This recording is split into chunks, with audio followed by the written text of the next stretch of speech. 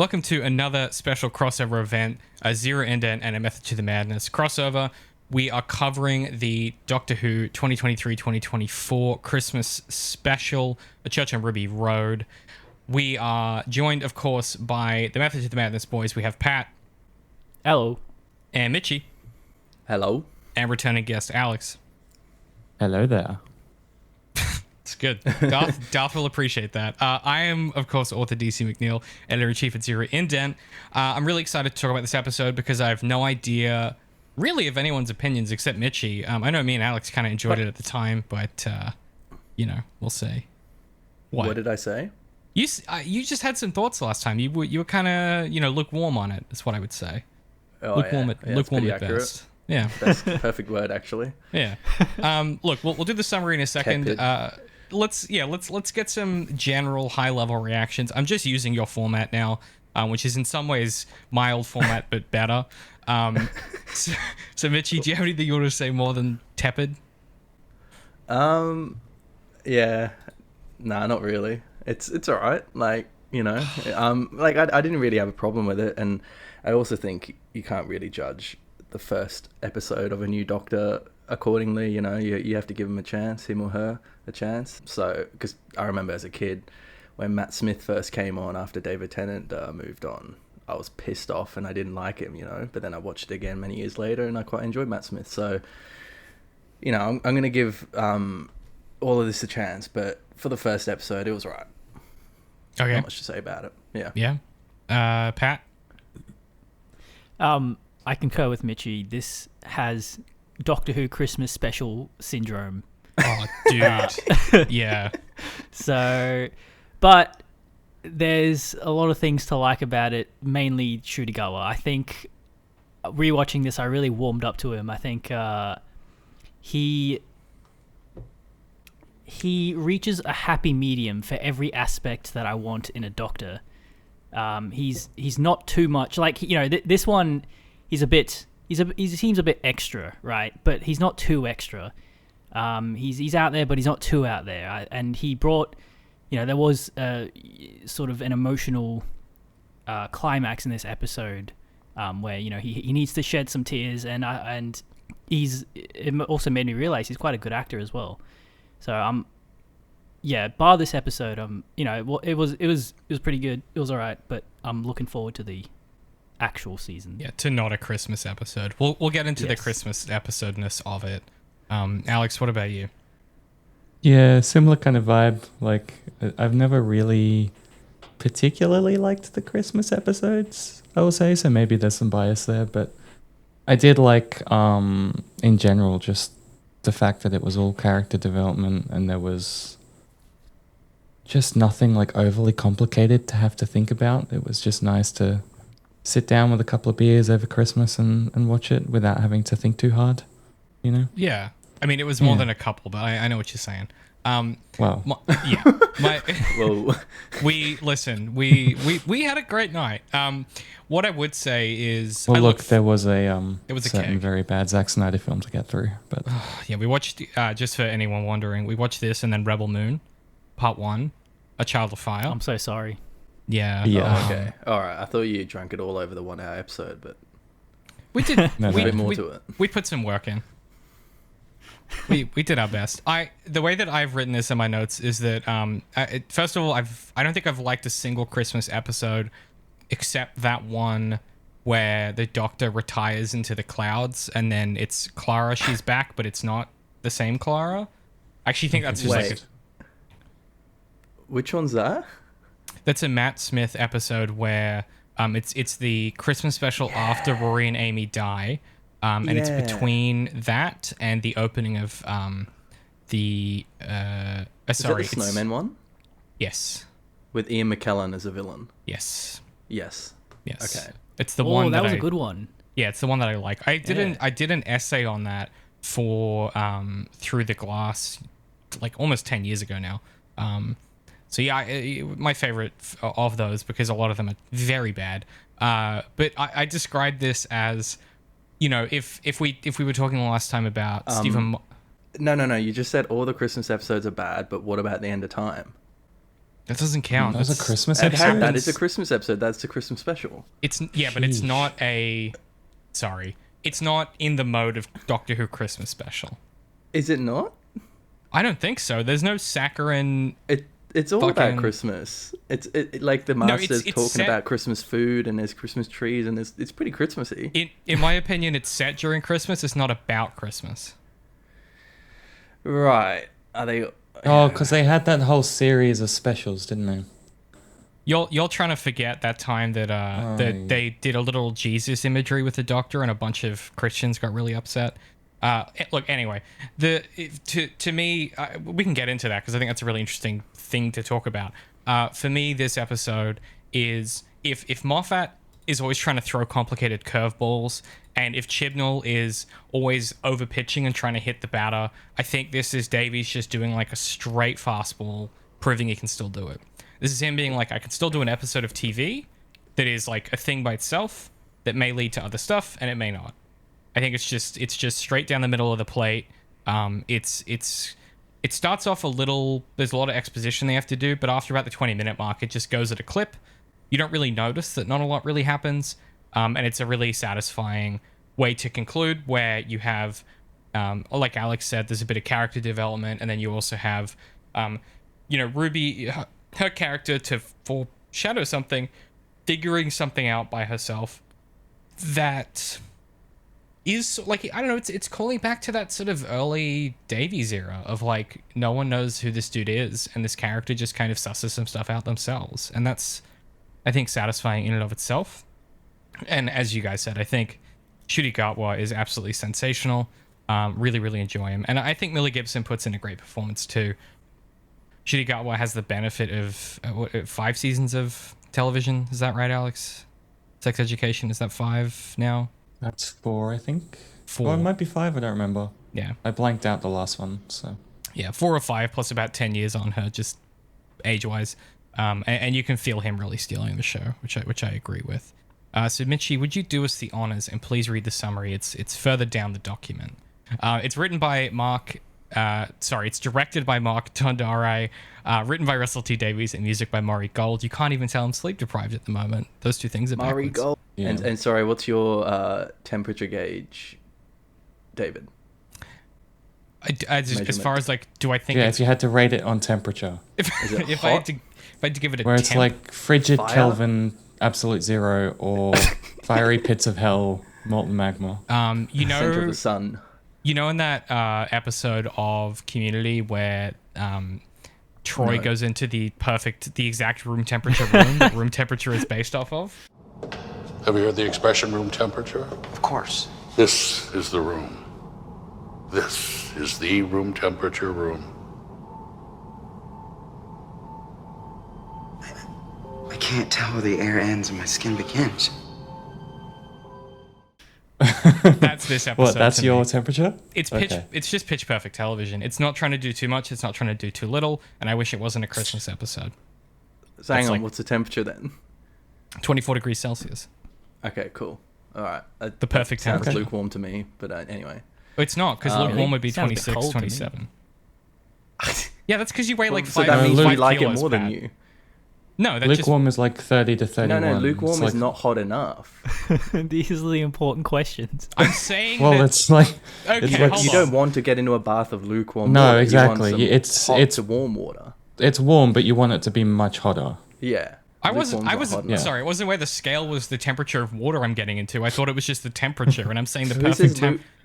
lukewarm's always for water and tepid as well.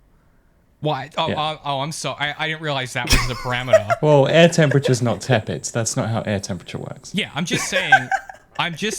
It's insane that I'm not getting away with a reference to describe my feelings. I was being evocative, and I feel like I'm being attacked so early Also, into this. for the record, apparently part 1 and 2 of The End of Time are technically Christmas specials because they're on christmasspecials.fandom.com. Yes, but we can get into it because I think but- they're well, yes, and there are some interesting things to talk about. Aired on the 25th of December 2009 and January 1st, 2010. Oh, come on. That's a bloody Christmas special. It came feel out on old? Christmas If that isn't, Day. I don't know what is. Yeah. I'm but- on David's side for the record. I think for for it to qualify as a Christmas special, it needs to have that saccharine quality that you were talking about. It came out on Christmas Day. What? How is that not the definition of a Christmas special? Of a Doctor Who Christmas special specifically. Yeah, we're talking specific about Doctor Who. Yeah. It's not about Christmas. Let's go Right, through the summary. That aside, Anyway. I still like a few of the others. I don't think they're all terrible, but they're not great. Anyway, summary. As an adult, Ruby Sunday is interviewed by Davina McCall, host of Long Lost Family. Ruby explains she was abandoned at a church on Ruby Road on Christmas Eve as a newborn. As an adult, Ruby is beset by relentless bad luck. A key light almost takes her head off, she keeps nearly dropping a gin and tonic, and an inflatable snowman collapses only a few seconds behind a cab. Trudging home on Christmas Eve after breaking the eggs on the front stoop, Ruby returns to find her adoptive mother, Carla, is receiving a foster baby, Lulubelle. While Carla heads out for supplies, Davina calls. Davina expresses a regret that they couldn't find any information about Ruby's family anywhere. Despondent, Ruby fails to react as Davina demands an explanation to stop all the bad luck she suffered since her interview. A Christmas tree seemingly spears Davina and kills her, disconnecting the phone call. Ruby overhears strange chattering on the baby monitor. She bursts into the baby's room only to discover goblins pulling Lulubelle through the ceiling. Ruby takes chase on a roof and leaps onto the rope ladder in pursuit of the baby nappers. The Doctor leaps after her, and using intelligent gloves, they both hold on easily as a ladder is pulled through the clouds to reveal a great flying vessel of wood and rope. The Doctor pieces together that the goblins are time skippers who feed on coincidence, operating on foreign laws, almost their own version of physics. During a musical number, the Goblin King prepares to eat Lulubelle, but the Doctor and Sunday intervene and escape with the baby. A storm rages, and something causes a fissure through the apartment, a crack in the timeline. Sunday is nowhere to be found. Carla is changed somehow, cold, uncaring, alone. The Doctor concludes the goblins returned to the night of Ruby's birth and stole her, effectively dining on all of the coincidence and chance thus far. In the then, the Doctor spears the goblin ship using the intelligent gloves and returns to the present. In the now, the Doctor finds everything where it should be. Carla is joyful herself, and Ruby is back.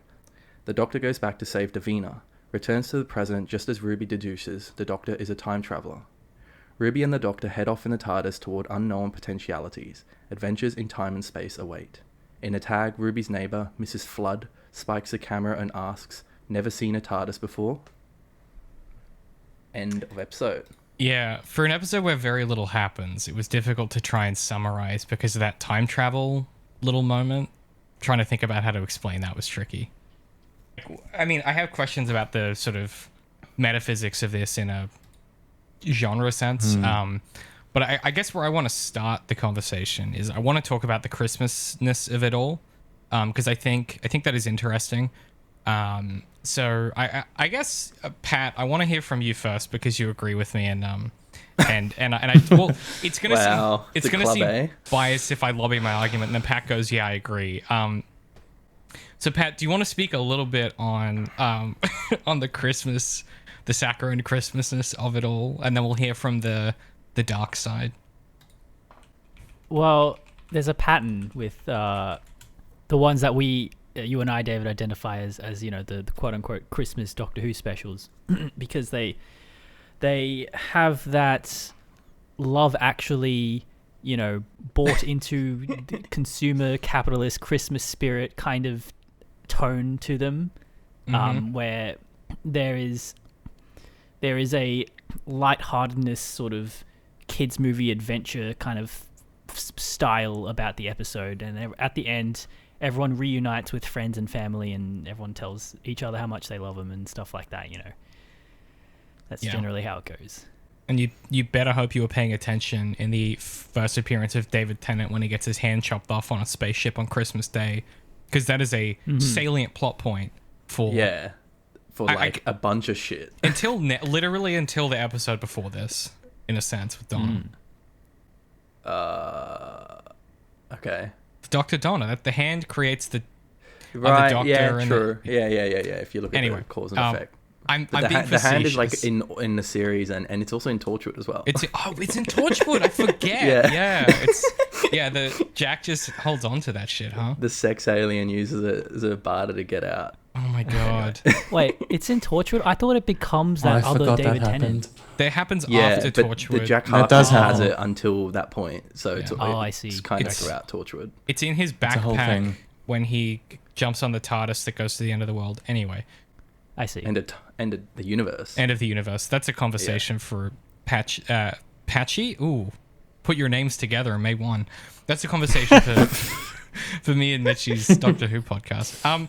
Look, okay, Mitchie, Alex. I suppose Mitchie because Alex was nodding a lot. Is your thing just like that temporally they come out at Christmas? Wait, what are you asking? Because I don't really disagree that the Christmas episodes are generally subpar. I'm just saying that the End of Time is a Christmas episode. That's what we're disagreeing with. Right. Because Right. So the what reason why... Pat said is that it doesn't have that Disney-fied sort of... Like, we can't even use that as a reference anymore because Disney owns everything. It doesn't have that sort of child storybook-esque saccharine morality.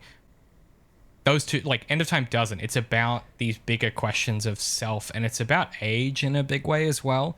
If you think about the ways in which Wilf and the Doctor relate to each other, it's these two people that are like, they're these old men, and they seem to understand each other, and they have a love for each other that is sort of inaccessible to everybody else in some ephemeral kind of way.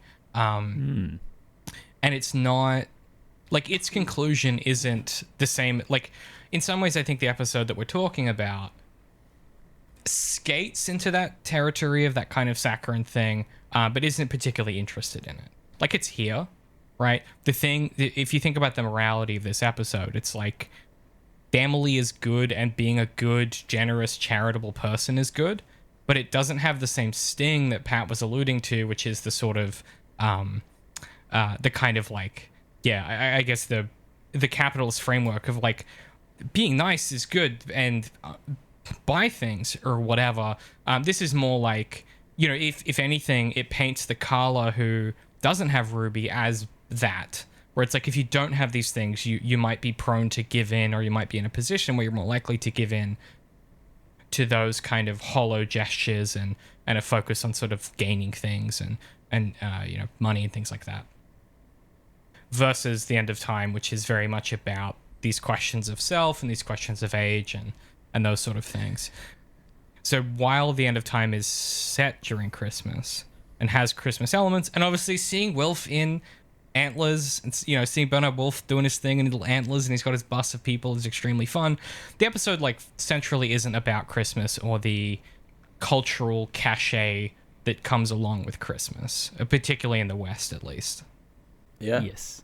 I mean, I haven't thought about it so much to say as much as you did just then.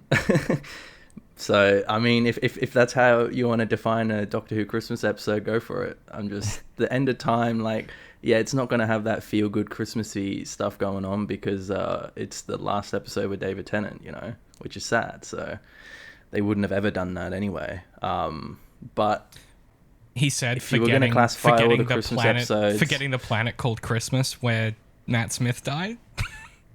Oh, yeah, true. That was a Christmas episode too. But yeah, and that starts off with what was that about? That was so what happened was it turned out that the Silence, the thing that we thought was the bad guys all the while, the religion that sprung up around the cracks at the edge of the universe, turns out the Silence were actually a church that was formed, and they were the good guys whose job was to prevent the question being asked. And the question that was being asked is Doctor Who, which is the Doctor's real name. And the reason because that they it's couldn't the silence that falls, right? And the reason that they couldn't do that is that if the Doctor's name is revealed, it brings the Gallifreyans back, and they replace the planet called Christmas, and they would destroy it. And so they are trying to prevent the question being asked. And the simplest answer to that solution is to try and kill the Doctor so that he can't say his name. Okay. Oh yeah, that happened to my buddy Eric. Yeah, that's classic. That's classic. Is Alex okay? I feel like I did some permanent damage there. No, I just thought that whole thing is just like exploding my brain. And that's me tying some strings Condensing together that it, the show yeah. doesn't. My point perhaps is that this silly nonsense with Christmas has happened before, where they've tried to make it dark and it hasn't hit in the same way that End of Time did for me. It's funny though, because this episode that we're reviewing, is I don't know. I didn't think it was actually particularly Christmassy, in the sense of like the first Christmas episode, Christmas Invasion, where like, I don't know, do they have like a Christmas party at the end of this episode? They don't, but like I swear every other David Tennant Christmas episode ends with like some sort of like family gathering, you know, like you're saying, which is a big part of the whole, you know, Christmas spirit thing. Like, yeah, you all have a big roast dinner on the 25th, but that doesn't happen this episode. If you guys had to, if y'all had to rank this episode on, you know, on its Christmas temperature as far as bathwater is concerned, what? Yeah, well, in terms of how much Christmassy shit is going on in it, it's low to me. I didn't think it was that intense. Well, to what you were saying before, David, about how it's less about the capitalist cachet of what is Christmas. It's more about, and to the, you know, parallels the other things going on in this episode. It's about like coincidence and birthdays being on Christmas Eve, which is very auspicious and stuff like that. You know, it's more about like I don't know, just the birthdays, especially being on the same day as Christmas or whatever, is like a big sort of element of the I don't know, the cheer, the culture that it's trying to present. Yeah. It feels like Sunday. Yeah. It feels like festive, but without being like super Christmassy. I don't know. It's like let's talk about the ways that this is like secular Christmas, I guess, right? Secular Christmas. Well, right, right? Because it is, right? As opposed to Getting right Christmas. into politics, eh? Yeah, that's not political at all. That's, if Is it anything, not? it's theistic. It's got nothing to do with politics. What I want to hone in on is, okay, Pat just said the thing that he did a segue that if you read the show notes, you'd know was I don't think he did it on purpose. It was perfect. The coincidence is like an interesting thing to me. It was foreshadowed a little bit in the summary, but I didn't want to hit on it too hard because I thought this would be kind of the meat and potatoes of our discussion in some sense, which is, in a lot of ways, absent the context of the 3 episodes that came before, this might feel kind of contrived. I don't know a better word for it than contrived, right? In some ways, this story is Ruby is a character who doesn't know where she's from. She's an orphan. You know, we know that the Doctor feels this way too, where the Doctor had lived with a certain understanding of reality, and that certain understanding of reality proved to be untrue as time went on. You know, the timeless child thing is still here in a character note capacity, but not in a literal reference, right?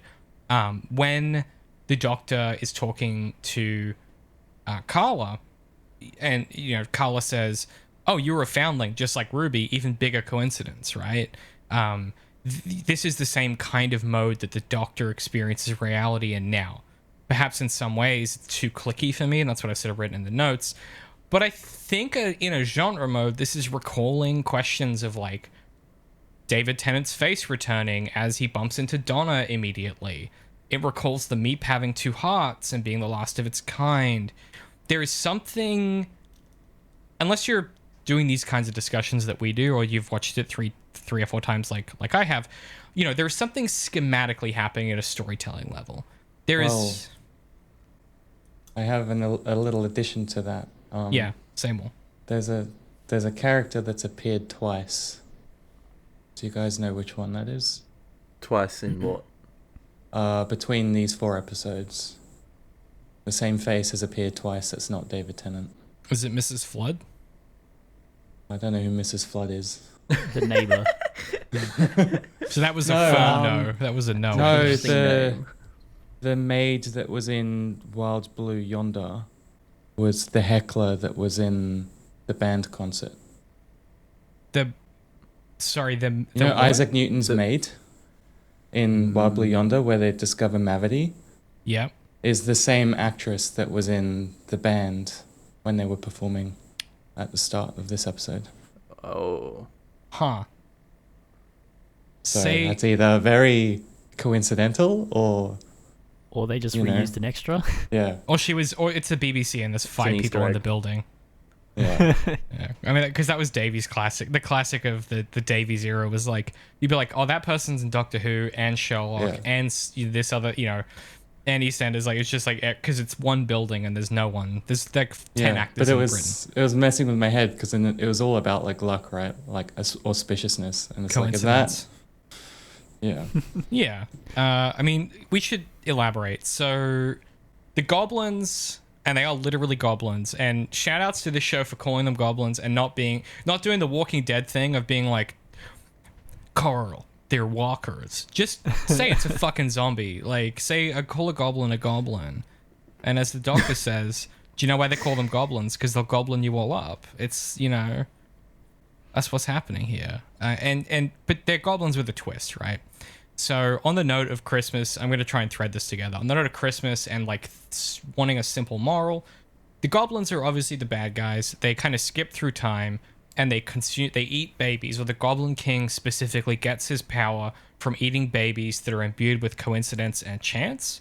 And the way that coincidence and chance is generated is by the goblin crew, as they skip through time, conducting or creating all the bad luck in the world, or maybe not, and maybe that's just the doctor being wrong. Who knows?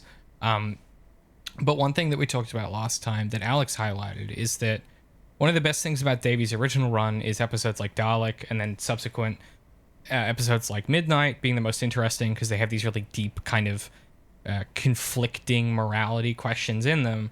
This is like the opposite, where it's like the bad guys want to eat a baby, and like that's not, hey, I'm not, this won't sound crazy. I feel like that most people can agree that's bad. Is it- Yeah, sure. Right? Is it If that's more or what you less wanna bad hear. than eating an adult. Yeah, it's But didn't they want to eat that baby specifically because of something to do with the way the luck time mechanic worked or something? well, the supposition of this episode is that they identified some higher chance of coincidence and then like sort of aggravated the flavor of it by creating more chance. So it's not just that Ruby Sunday was like this, not just that Ruby Sunday was dropped off on a church on Ruby Road. It's that now the doctor is involved, and now there's another baby on the same day that's going to have the same birthday. And it's not just that, it's that Ruby Sunday bumps into the doctor, who is also an orphan, who is also a foundling. It's these kind of conflating, like, and then you have Davina McCall, who, for those who aren't British, wouldn't know that she hosts a show that basically, like, when Ruby's doing the interview at the start, that's a real show that Davina does, where she and her team find people and they reconnect to them with their long lost family members. Not always adoptive families, but Didn't know that. Okay, I was wondering why they were very specific with Davina McCall. Like, Yeah, they said her that's full like- name like a few times. I was Yeah. like, she's one of the am I biggest supposed to know who this celebrities is? in reality TV in Britain. Something a British joke I'm too Australian to understand. Yeah, you didn't spend 8 hours on Google researching this episode. My point perhaps being that we talked last time about these questions of the Doctor, conjuring the salt at the edge of the universe and kind of changing the space the show can be in. And like, these goblins are something we've never seen before in some ways. Like, yeah, they're little CGI guys, but also, they have a language of rope. They have a language of coincidence. They sort of have this other thing that's happening. And I'm curious for y'all, particularly, coming into this expecting, trying to project ahead, what is the show going to be interested in? How does that sit knowing everything we talked about?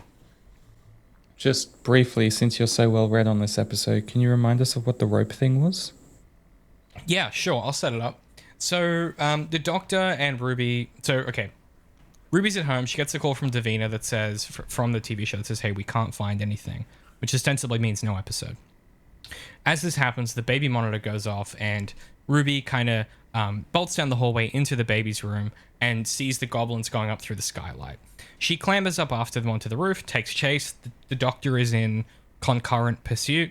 They both jump onto the rope, use the intelligent gloves, get up in the thing.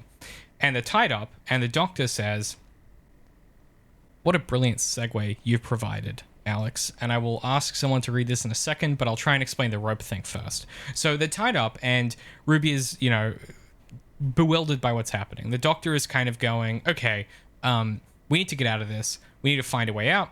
Manages to escape the ropes, and as this is happening, he's sort of, they're sitting there tied up, and he's looking at all these ropes. They're sitting in they're tied to a mast or something, and he's starting to piece together that instead of like wiring and electricity, the ship runs on these ropes. There's a language of ropes he has to learn, and he conjures it such that he's able to tweak a few ropes and open the door to let them through the next area. Able to tweak a rope and open sort of the trap door that lets them into the ventilation shaft, that lets them jump down and confront the Goblin King.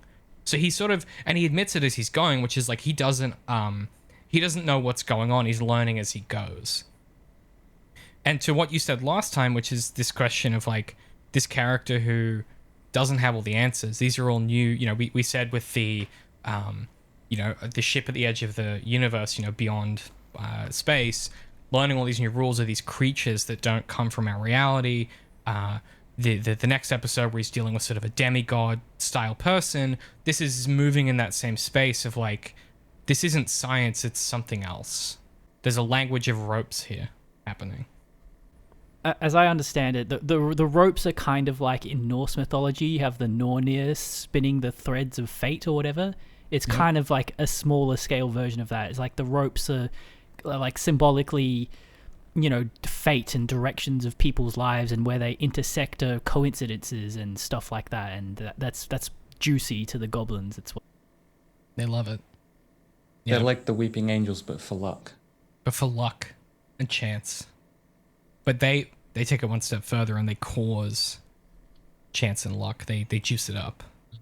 Yeah. So I think there's a very deliberate direction this episode is taking the laws of Doctor Who and really hamming up the sort of fictitious storybook elements of the sci-fi quote unquote to indicate to very sort of clearly set up that this is going to be more of a we did discuss this at length in the last one, but this new Doctor Who is going to be more fantasy than sci-fi.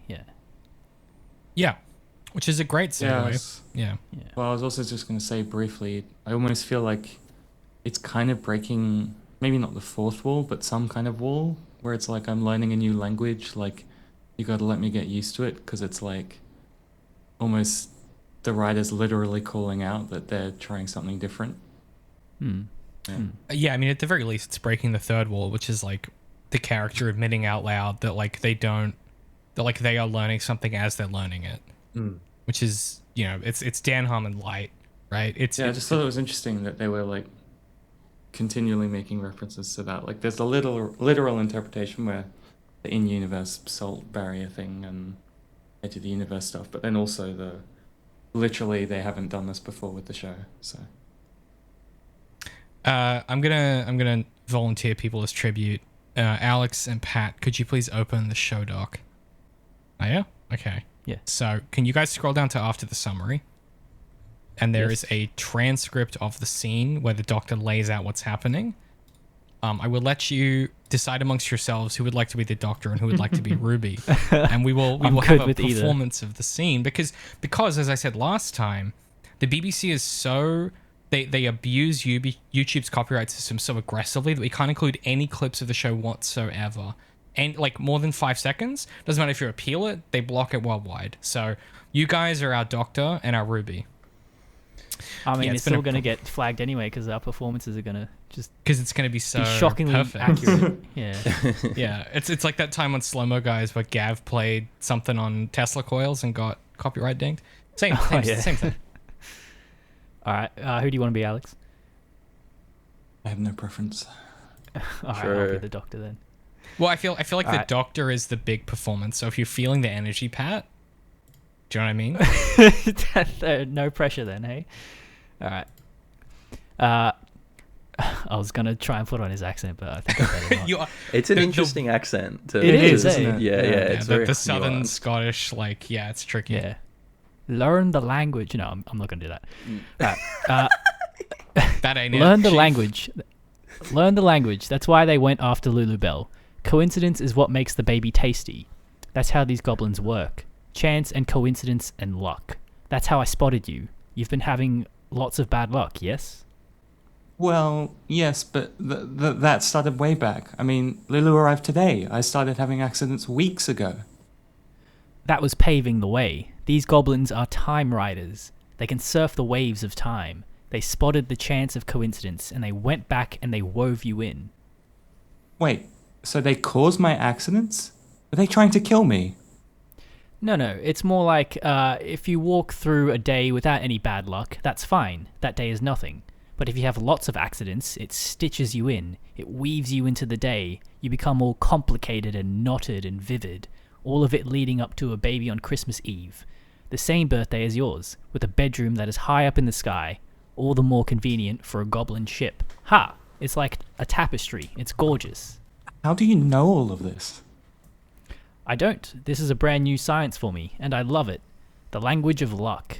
'Cause what is a coincidence but a form of accident? Two things bumping together unexpectedly, like you and me.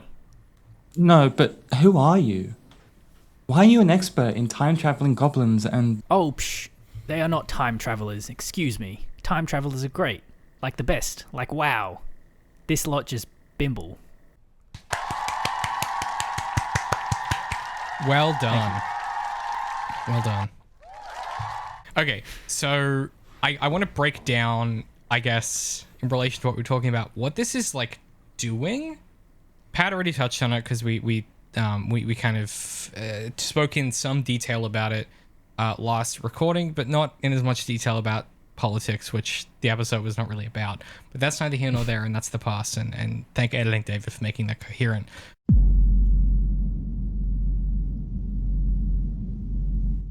So time riding goblins use rope as language, right? Time riding goblins, there is a language to the ways in which their consumption and interest in coincidence and luck is its own thing. At the same time, these intelligent gloves that the Doctor has seem to sort of have a charge as if they're an iPhone or something. But then they have this like kind of sci-fi fantasy nonsense with weight involved. Like the Doctor doesn't say... You could imagine in a Moffat season, the Doctor produces these gloves and he goes... Yeah, well, what you don't understand is that the physics of momentum work this type of way, and these gloves actually inverse the polarity of momentum when you pull down, such that you actually go up because of how the Earth rotates. Like it's just sort of... There would be some, like, sciencey, wincy explanation for it, right? Rather than it just being a mechanic that moves the story forward. Right, which is that thing of, like, it's not magic, it's a language, it's different forms of physics. Breaking down how a language comes to be and how it functions is, like, almost like an insurmountable task. You know, there are people whose entire lives are spent trying to figure out where imperative tense came from. Like, it's such a layered and complicated thing to unpick. And it feels like in this moment, the show is, for the 4th time, 8th time, depending on how you kind of consider what we said last time, it's really staking itself in one side of the landscape, which, as Pat said, is sort of that fantasy. We might think of this in the contemporary sense of like, it's moving into more of a Hobbit space in some ways, in which these could be in the picaresque genre, which is what Doctor Who was originally, which is a guy going somewhere, turning up in his magic box with his companion and solving a problem. This feels like it's trying to move the mechanics of the universe.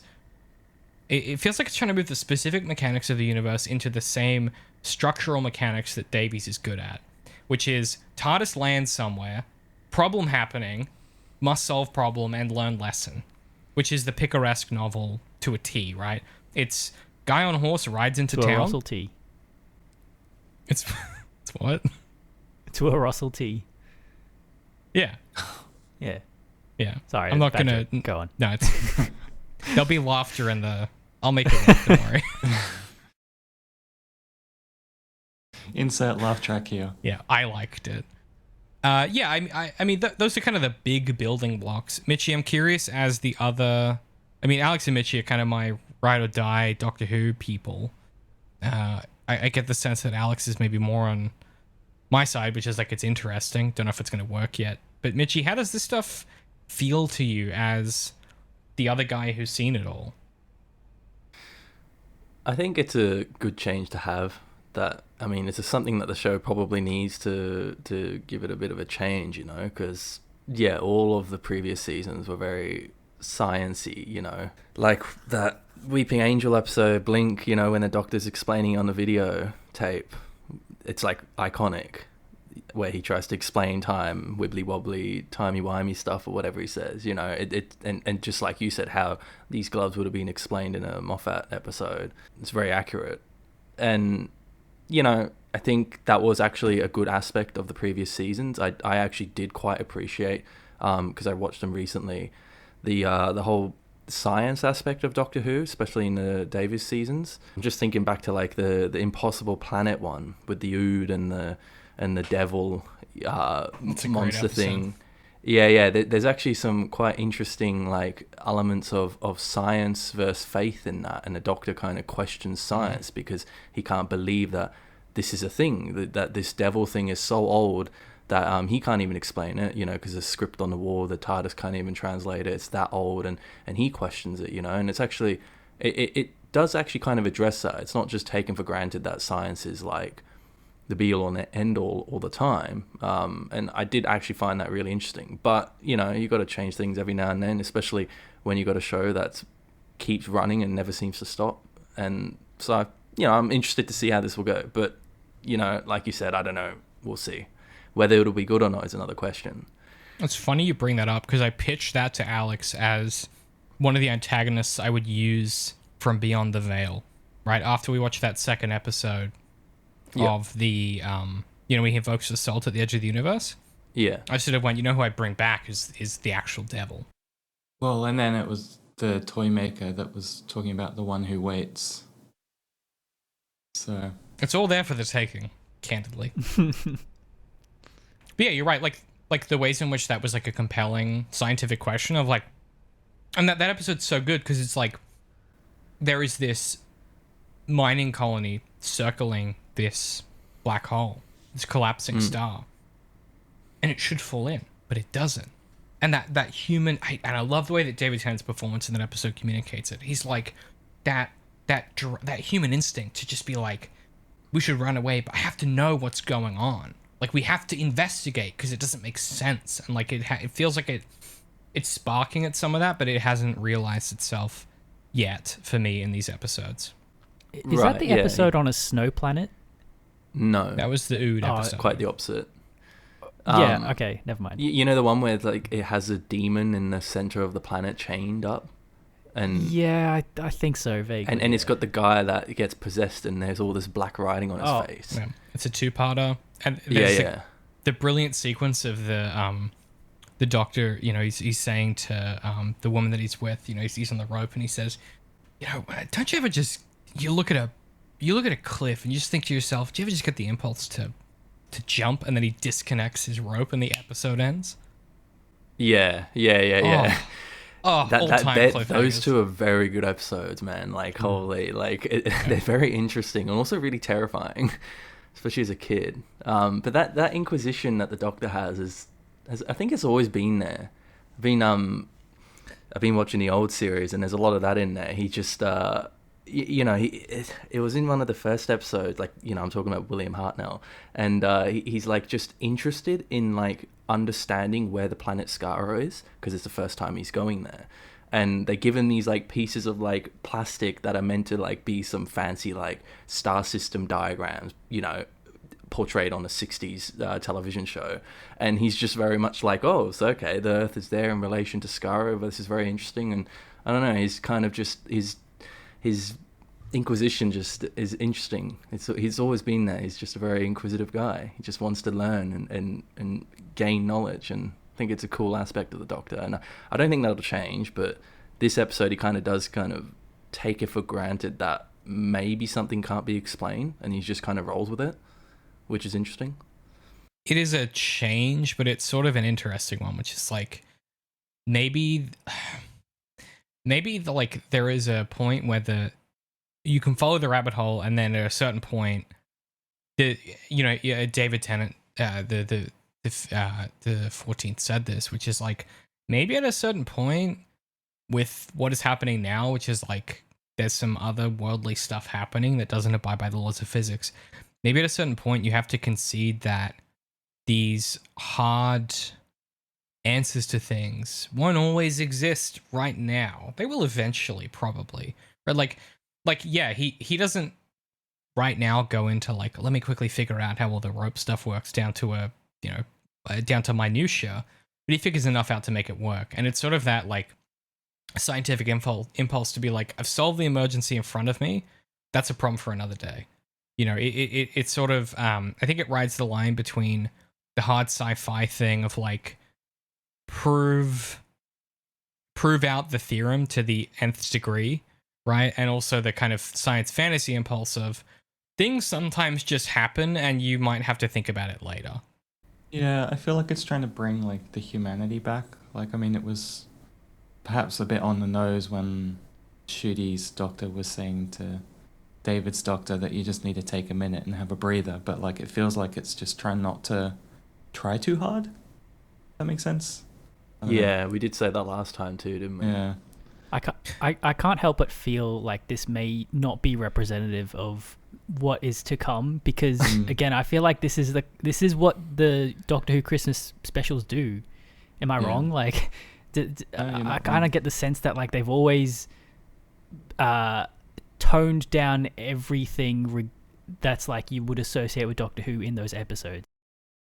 I would only disagree with that if I hadn't watched the previous 3 episodes that are clearly making a genre switch, right? Like, well, not in regards to the genre switch, in regards to the discussion about like him trying to solve the logic of whatever new system he's encountering. Yeah, like in this instance, he's like, yeah, whatever, rope and coincidence. But maybe in the future episodes, Ruby will once again be the Doctor's muse, so that he can rattle on about how things work and stuff like that. Yeah, they make a good point. Plus the as I sort of foregrounded when we started talking about this episode, there are questions of like beyond the goblins in conversation with these 4 episodes as a kind of package. There are questions of like, it seems like there's something else happening here to me schematically, and like that he's not just gonna be like, well, I guess that's what's up. He's gonna. I'm hoping that that the writing will give Gatwa the range to find whatever his version of the Doctor's kind of obsessive gear is, right? If you think about Tennant, he's really good at that when it comes to the Master and the Daleks. If you think about Eccleston, it's the Time War. If you think about Smith, it's unfortunately the Silence, R.I.P. And if you think about Capaldi, it's pick your poison. But there is some. Hey, wait, no. Before you continue, can you share what Whittaker's Doctor? Yeah. I want to hear this. What it is if you're a conservative UK politician and you read a bunch of headlines about progressive politics, and you read the headline, you didn't do anything else, and you went, that's an episode, and that's the whole, and it's no, but you were describing the character traits of being like obsessive over the obsessive like, gear that she has. Yeah. I think that she, I'm gonna be generous. I think that her character's obsessive gear is assuming at all times that everyone that she has made her family, right, her found family, are in the same mode that she is. One of her biggest flaws as a character is assuming that, like, Yaz and everyone around her, and it's not a great sign, that's the only name I remember, Dan. Her character flaw seems to be assuming that everyone is always on the same wavelength, because so often they are. And when they're not, she doesn't have the skills to deal with it. And when someone comes back from her past that feels differently, right? If we think about the episode where Jack comes back, she doesn't really have the tools to deal with it. She's so dissociated from the trauma of her recent past, and so focused and dialed into these questions of like, where do I come from and what am I now, that she almost treats everyone else around her as sort of an assumed appendage to a solution, where they have no agency because she's so busy trying to figure these questions of self out that they don't have room to be people, both in the story and in her mind. And so for me, her obsession is this question of like, who am I really? What am I really? At the expense of literally everything else, at both a character level, a structural level, and like a paratextual level with what the show is interested in. And the unfortunate consequence as a viewer is that it's kind of bad to watch because, like, characters are what make things interesting. But that, to me, is her obsessive gear. And to be fair, I mean, Whittaker's acting is never the issue. She has the chops, and she makes it work where she can, but the material only gives her so much range. That it makes me kind of feel like Ncuti Gatwa's Doctor is a response to that. I was almost that going to say the feeling. same thing, yeah. Because he kind of seems to... He gives off the vibe like someone who's come out of a crisis. Like someone who has sort of figured their stuff out, more or less. Yeah, it's the Well, kind of because vibe I he's... get. David Tennant's dealing with all that. He left all that behind, Yeah, right? yeah, true. What's his thing though? That I can't remember during the episode. He just kind of glossed over answering a question from Ruby by the fridge in the kitchen. Something to do with his past. Yeah. What was that about? Ruby And then by he the just kind of didn't fridge. answer it, and then just moved on. And we it's something to do with. Was it something to do with the Flux or something, or his origin story? I don't know. Like the whole the time child thing. I think Catherine Tate in the special brought up Flux, but I don't remember this Flux one isn't specifically. here. I think what you're referring to is when they are... No, it's not in the kitchen. It's in the spare bedroom, and it's... I could be wrong, but it's in the baby's room, and it's after they've got the baby back. Yeah. And anytime that they say something that sounds like a coincidence, the storm gets worse. And Carla says, "Oh, you're a foundling." It's something That's like... right. I it's thought they were something looking on the fridge, on the photos on a fridge. that 'cause- could be right too. Whatever it is, it's something to do with like him, the doctor, and his childhood, right? Or Carla says, yeah. So he says I was adopted too. He's looking at the photos of the 33 kids, and Carla says, the doctor's like, yeah, I was adopted, and she goes, oh, that's weird. And she says, yeah, we never knew where Ruby was from, and he says, oh yeah, I don't know where I'm from. And then Carla says, oh, you were a foundling, just like Ruby. Even bigger coincidence. And I think they might move. I don't know if those are the same scene or if they're different scenes. Based on the way that I've taken my notes, I think those are two different scenes. So I found the transcript. Ooh. Oh, don't be saying that. And then, so do you know who your parents are? No, I was abandoned. Oh, you're a foundling just like Ruby. And then there's a chuckle, an even bigger coincidence. Oh, maybe we'd better not talk about coincidence, okay? That was the thing. I don't know if that was what I was thinking about. It's No, not what I Mitch don't is think thinking so. of, but yeah, I mean, there is something happening here with like the symmetry of this stuff and the Doctor's past, but like, no, it's not like, when I said the last time it feels like a soft reboot. No one says the word flux, but it's sort of, it becomes subtext of this history, right? Like it gets painted into the background. Okay, so there's two other things I want to talk about. I just want to rattle off a bunch of stuff I liked real quick. We were laughing, Alex, is the thing. Like we said before, like Doctor Who's funny again. There's a funny episode. There's some fun. There There's was some some fun. giggles to be had. Yeah, there's some Was it? chuckles. Yeah. Give me a funny joke from the episode. The Doctor doing a fun dance in a kilt, making eye contact with Ruby, and she's like vibing. She's like, yeah. And then Wait. the glass gets knocked over. She catches it, They have a conversation. She goes to put it back on the table, and the table's gone. Extremely good stuff. Wait, what? Is this in the club at the start? It's not it's a pub, but yeah. Yeah, what was that about? Like, like the whole I'm part of the GNT department or something. He says health and safety, GNT. Workplace health and safety, gin and tonic division. Yeah. Yeah, I mean, he's just being a bit cheeky. He's being cheeky. I'm nitpicking a bit, but like, didn't the doctor wasn't the drop? He never really drank, did he? I can recall a few moments from the David Tennant series where he kind of deliberately throws away alcohol and stuff like that. Yeah, that's an interesting. And you know, and you know, obviously I'm being nitpicky, but like, is this kind of aimed not towards children anymore? Because, you know, making an alcohol joke like that doesn't seem. I suppose it doesn't seem appropriate to me when it's like for 10-year-olds, but if it's actually for adults, kids wouldn't get it though. Yeah. Maybe this comes back to that thing where it's like the kids that grew up with it now are the ones that are watching it, not maybe. It's kind of a little bit like I don't know, it's alcohol jokes. If I had to guess, also might also just be cultural. Gin and tonic is not like everyone in the UK after about the age of 7 is gonna know what a fucking gin and tonic is. Like it's a cultural thing. But the original Doctor was like just he was woke, bro. He won't drink, you know. He wasn't about that, like no drugs or alcohol. And it's like from a child TV show. It's Did you say he was woke, bro, and then proceeded to be like he doesn't drink? Yeah, I'm obviously. Well, he almost actively eschewed alcohol though. Like sorry.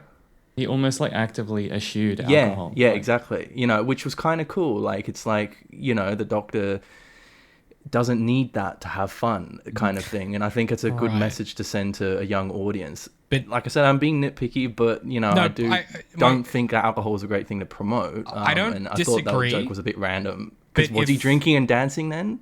No, so then it kind of seems like that's what was happening. He's saving her drink. He's saving her drink. But if he had said to her, "Hey, you shouldn't drink," you would be sitting here being like, "It's too political." It was, but it was interesting. It's interesting that the scene opened with him raving though. Yeah. It's very. He was also on 3 pingers at the same time. Yeah, I was gonna say he's on some eckies for real. But this, you know how last time Mitchie said he was gassing up about I bet Disney made her say that she's bi or whatever. Like this is just Davies, man. Like this is just having a bit of fun. Wait, being what? like this is. Did you not? Okay, last time you were gassing. I don't remember that. This issue of who was by? It was the first episode where we all agreed that the political message was too overt. Okay. Oh no, that was not about Rose. Being bi though, that was a transgender transition thing. Sorry, transgender. Yeah. Oh, talking about the pronoun bit. Where it was the pronoun stuff. Yeah. My point being, which I had to somehow edit into something listenable. My point being that. It was very funny though. My point being perhaps that yes, it is random as you say, but also it's a joke, and it's I don't think that anyone is thinking about this more than it's a bit, which is she's sitting at the table, she's alone, she sees him. There's that initial connection, which we need later for her to trust him when he's chasing after her and jumps on the thing. She's beset by bad luck. The goblin hand comes up and pushes the glass off the table. He's there and he catches it, and she says, "But you were just there." And she says, "I have I have terrible luck." And he goes, "You don't. Merry Christmas." And then when he's gone, she goes to put it down, and the table is gone. And the table being gone is when I think all 4 of us laughed, Alex. I think we all enjoyed that as a bit of a giggle. It's a good bit. My favorite joke is a pram at midnight, really? And then she takes the up with it. It's my shopping. It's a good subversion. Yeah, that was alright. Talking of saccharine Christmas nonsense that I actually enjoyed. Talk about the musical number? Not yet. The beat I will, but the beat after that's my final note in this doc. The beat after that, which is the Doctor, as the head falls down, the snowman head falls down. Constable rushes up to him and he's like, "Oh my god, are you okay? I need to take a statement." And the Doctor kind of brushes him off. And as the Doctor goes to get into the TARDIS, he makes this deduction about this police officer, and he's like, "She's gonna say yes." my Oh, sonic it's like she's gonna say yes. Who is your girlfriend when you ask her to marry you on Christmas Day? because you have a How do Such a you know Sherlock that? moment. diamond ring. Because in your my pocket. sonic screwdriver just went ping. That's a screwdriver, which is Sonic. Yeah, that was the dialogue. Yeah, and then it's he makes this deduction of like, well, the sales in It's 2 like days, but you just proper, like- couldn't wait, and that's why she loves it's like you. proper mentalist mode. Like he goes full. Oh no, Yeah, it's it's Patrick Sherlock. It's James. just straight up Sherlock. Don't Yeah, say, that too. Yeah. don't disrespect Davies like that, Pat. How dare you? This is the Mentalist. It's not Sherlock. How dare you? Ah, okay. It's Patrick Sonic James. No, but- screwdriver, eh? What about that? Yeah. Yeah, talk your shit, Mitchie. What you Yeah, think? that Because was- it's a little. I don't know what it is. It's a disc. It's a little scarab. What is it again? It's like a little mouse or something, like a computer mouse. It's a little disc that he holds. Yeah, true. It's a little disc. Yeah, you're right. It's like a I mean, multi-tool. Yeah, I mean, you got a bit of change is nice, but it's a bit random. It is a bit random. I It's gave you not, like shit. screwdriver. It's not now. You got to call it like a sonic disc or something. But I suppose that wouldn't work. So I don't know. It's just 2020s, eh? Yeah, I was giving you grief, Mitchie, last recording about. You were like, it looks like Matt Smith's, and I was like, nah, it looks like Capaldi's. In the edit, I put up a picture of Matt Smith's screwdriver next to the one that David Tennant has, and they're almost identical. Like, he was 100% right last time. So I just want you to know that for Wait, was yourself. I? But wasn't it light blue? The Wait, difference. Which ones are you talking about? The difference is the David Tennant one opens earlier in the grip, and then the color's different. But otherwise, they have the same plating. Like, it's very similar. Well, guess I'm the bigger nerd here. Yeah, so just enjoy vindication. David Tennant's 14th screwdriver and Matt Smith's screwdriver are very similar. They have the same Gallifreyan plating on the base. They have the same shape. They just sort of frame differently. This isn't a rabbit hole we can get into because I solved it in the last edit. But I Sonic just screwdriver rabbit hole, eh? yeah. Does the- Gallifrey have such a distinct style that That's in a you white can label things as curvy. Gallifreyan? No, you Yeah, are right. yeah, and sort of like the base brassy is the same, kind of stuff. almost. Base is Yeah. the Like- same. Yeah. I'm looking at the two right now. It's Yeah, crazy. they're very similar. Yeah. Yeah. Yeah. Someone emailed me and was like, you've done Mitchie dirty. And I was like, Wait, I'm gonna say- seriously? I don't want to say their name because it's a friend of mine. No, but I you was don't like, have to say their name, but whoever they are, I appreciate the backup. No, they are uncannily similar. It's very similar. Yeah. It's an L for me. I took an L that time. Yeah. For real. There were a few L's on both of us there. I want to talk.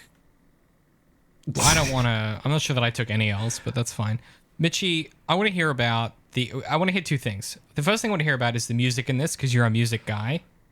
You sort of sonically.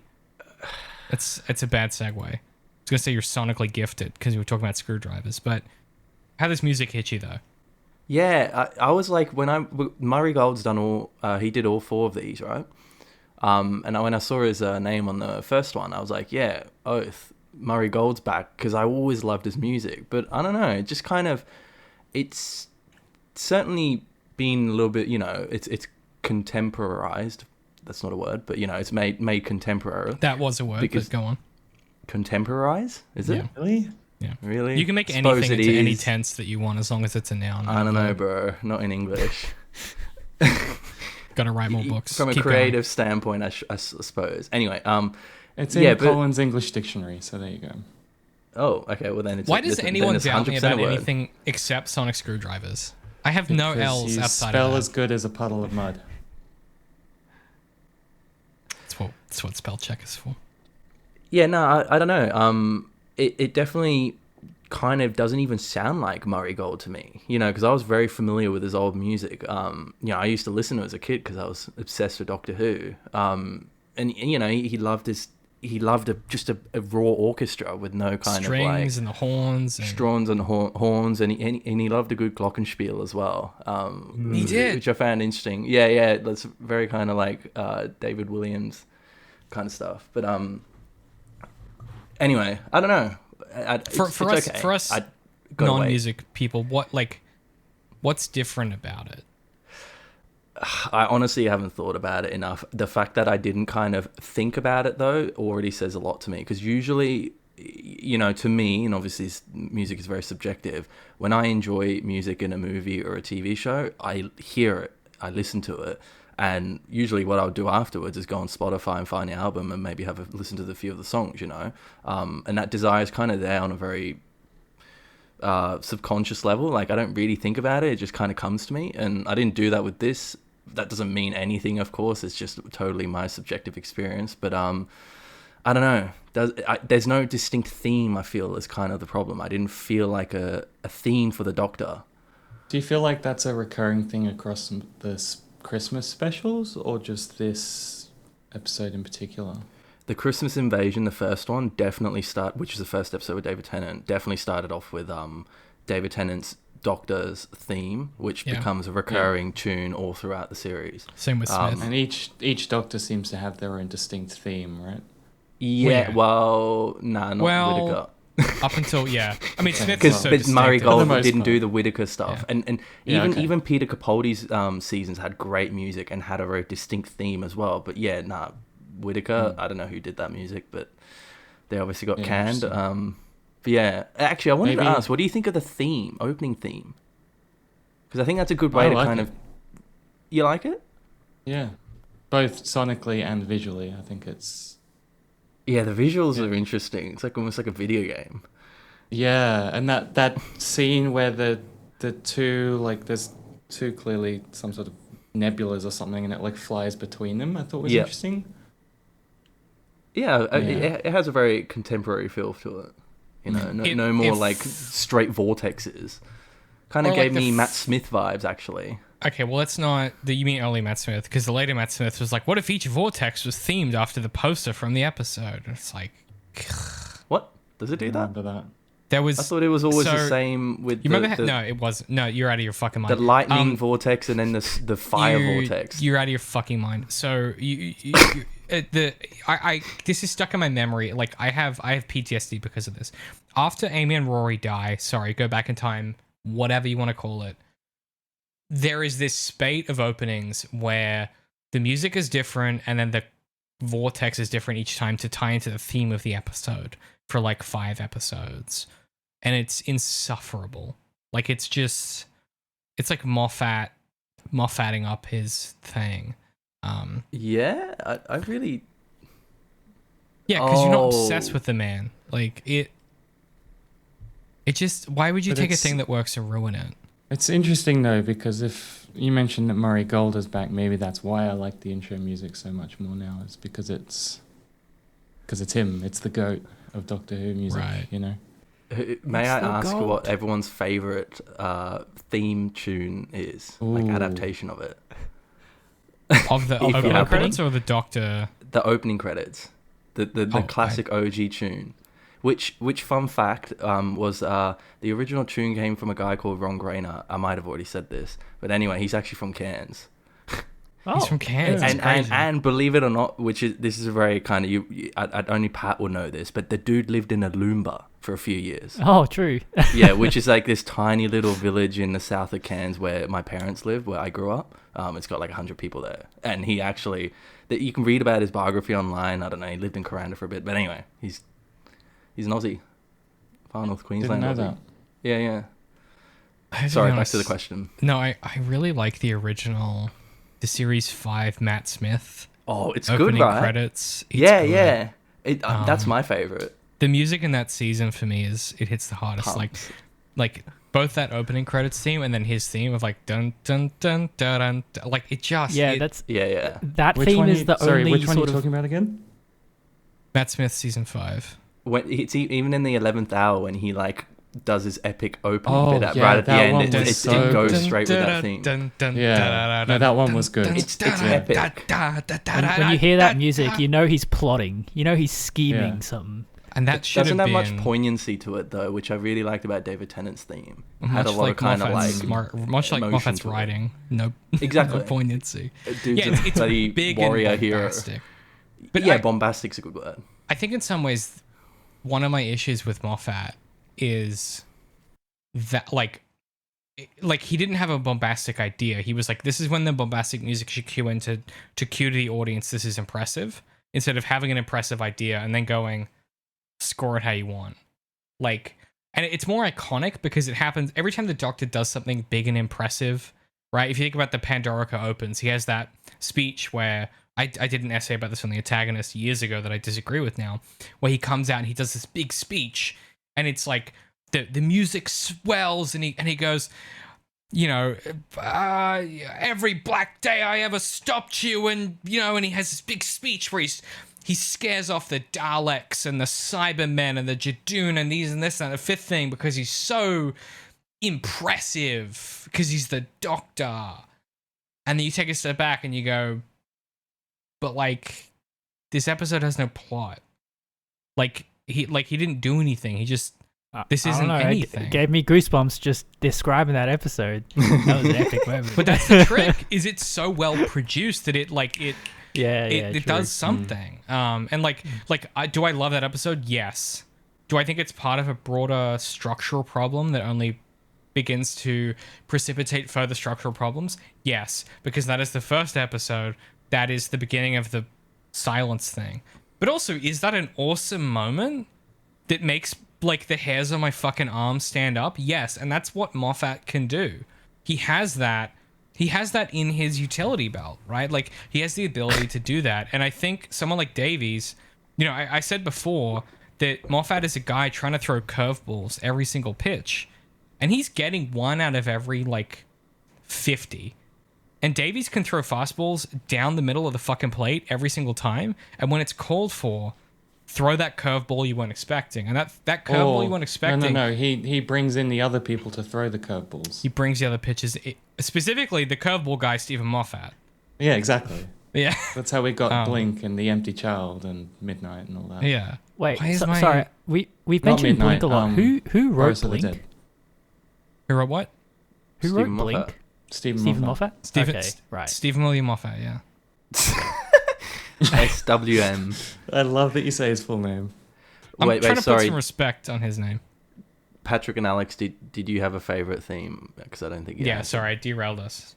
I was trying to have fun. I have a soft spot for Capaldi's with the clocks and the chimes.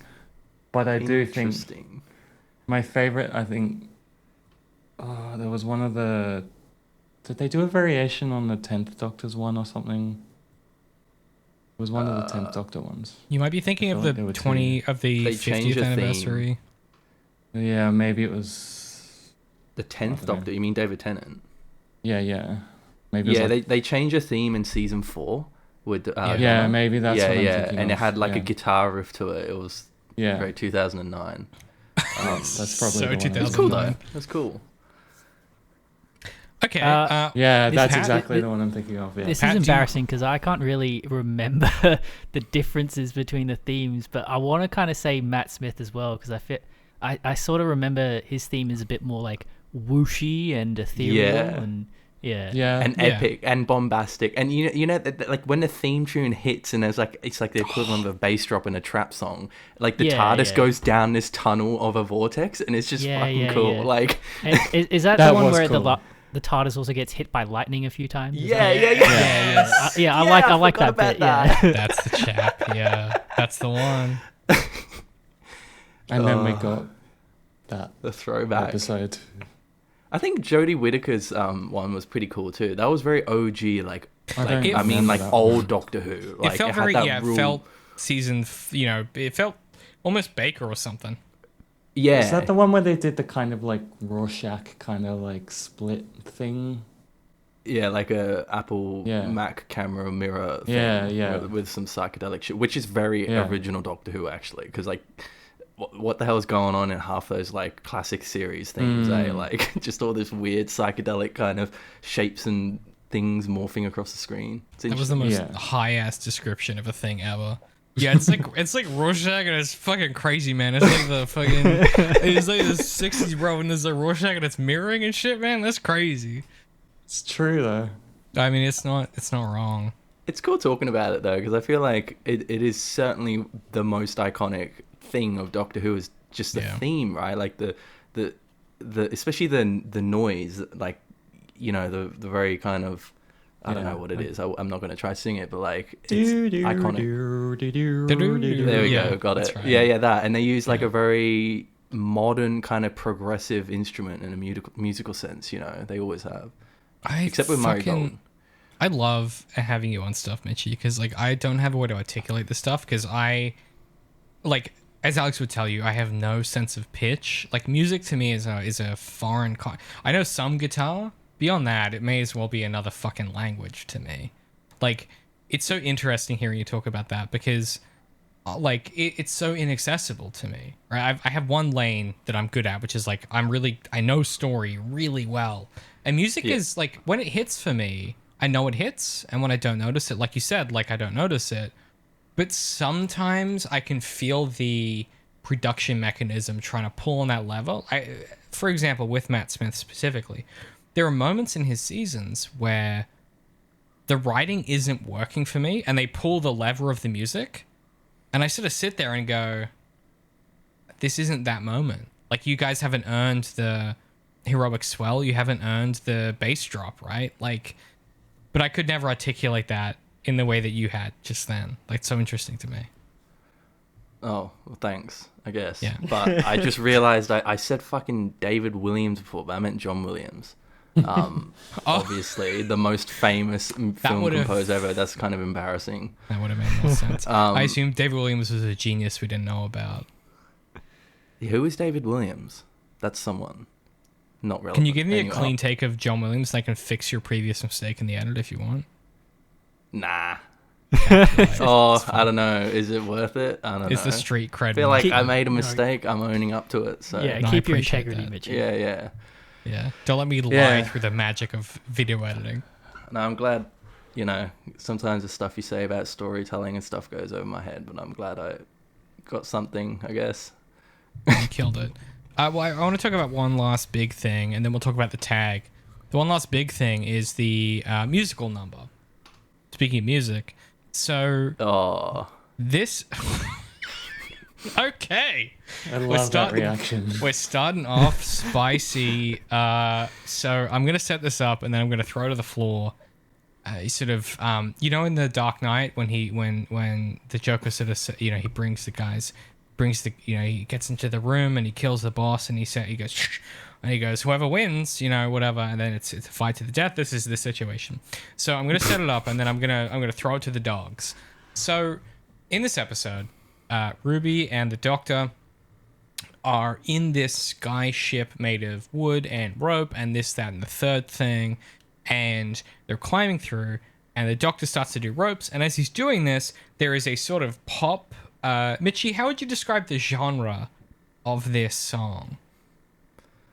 I'm just trying to recall it. Like, is it kind of jazzy? It's kind of jazzy. It's certainly a musical tune, though. Like it's reaching for jazzy. It's reaching for sort of it's reaching for like LA noir, so like 40s, 50s jazz club energy. Yeah, I was gonna say like it's got like a speakeasy kind of vibe to it. Yeah, exactly that. Even the way they dressed right on the stage. Exactly, and the Goblin. She's singing her heart out to this, and she does belt. She's got some belting, and there are some questions about racial coding that we can't get into, but she's belting. It's not for me to see. I'll link a video on this. It's interesting to think about. She's belting her heart out and absolutely killing it, and the song is sort of, if we talked before about coincidence and chance being the thing that ripens and makes us a better meal, the song too seems to be part of the ritual of this thing, and the ritual is the baby gets kidnapped, and the goblins watch the Goblin King prepare to consume this baby on a big old conveyor belt in sort of a situation that seems very elaborate for a meal. And as they do so, they sing a big old jazz hit. As they do so, the Doctor sort of figures out the ropes, the language of rope, as it were, and Ruby and the Doctor drop down and they save the baby, and then without missing a beat, the Doctor says, why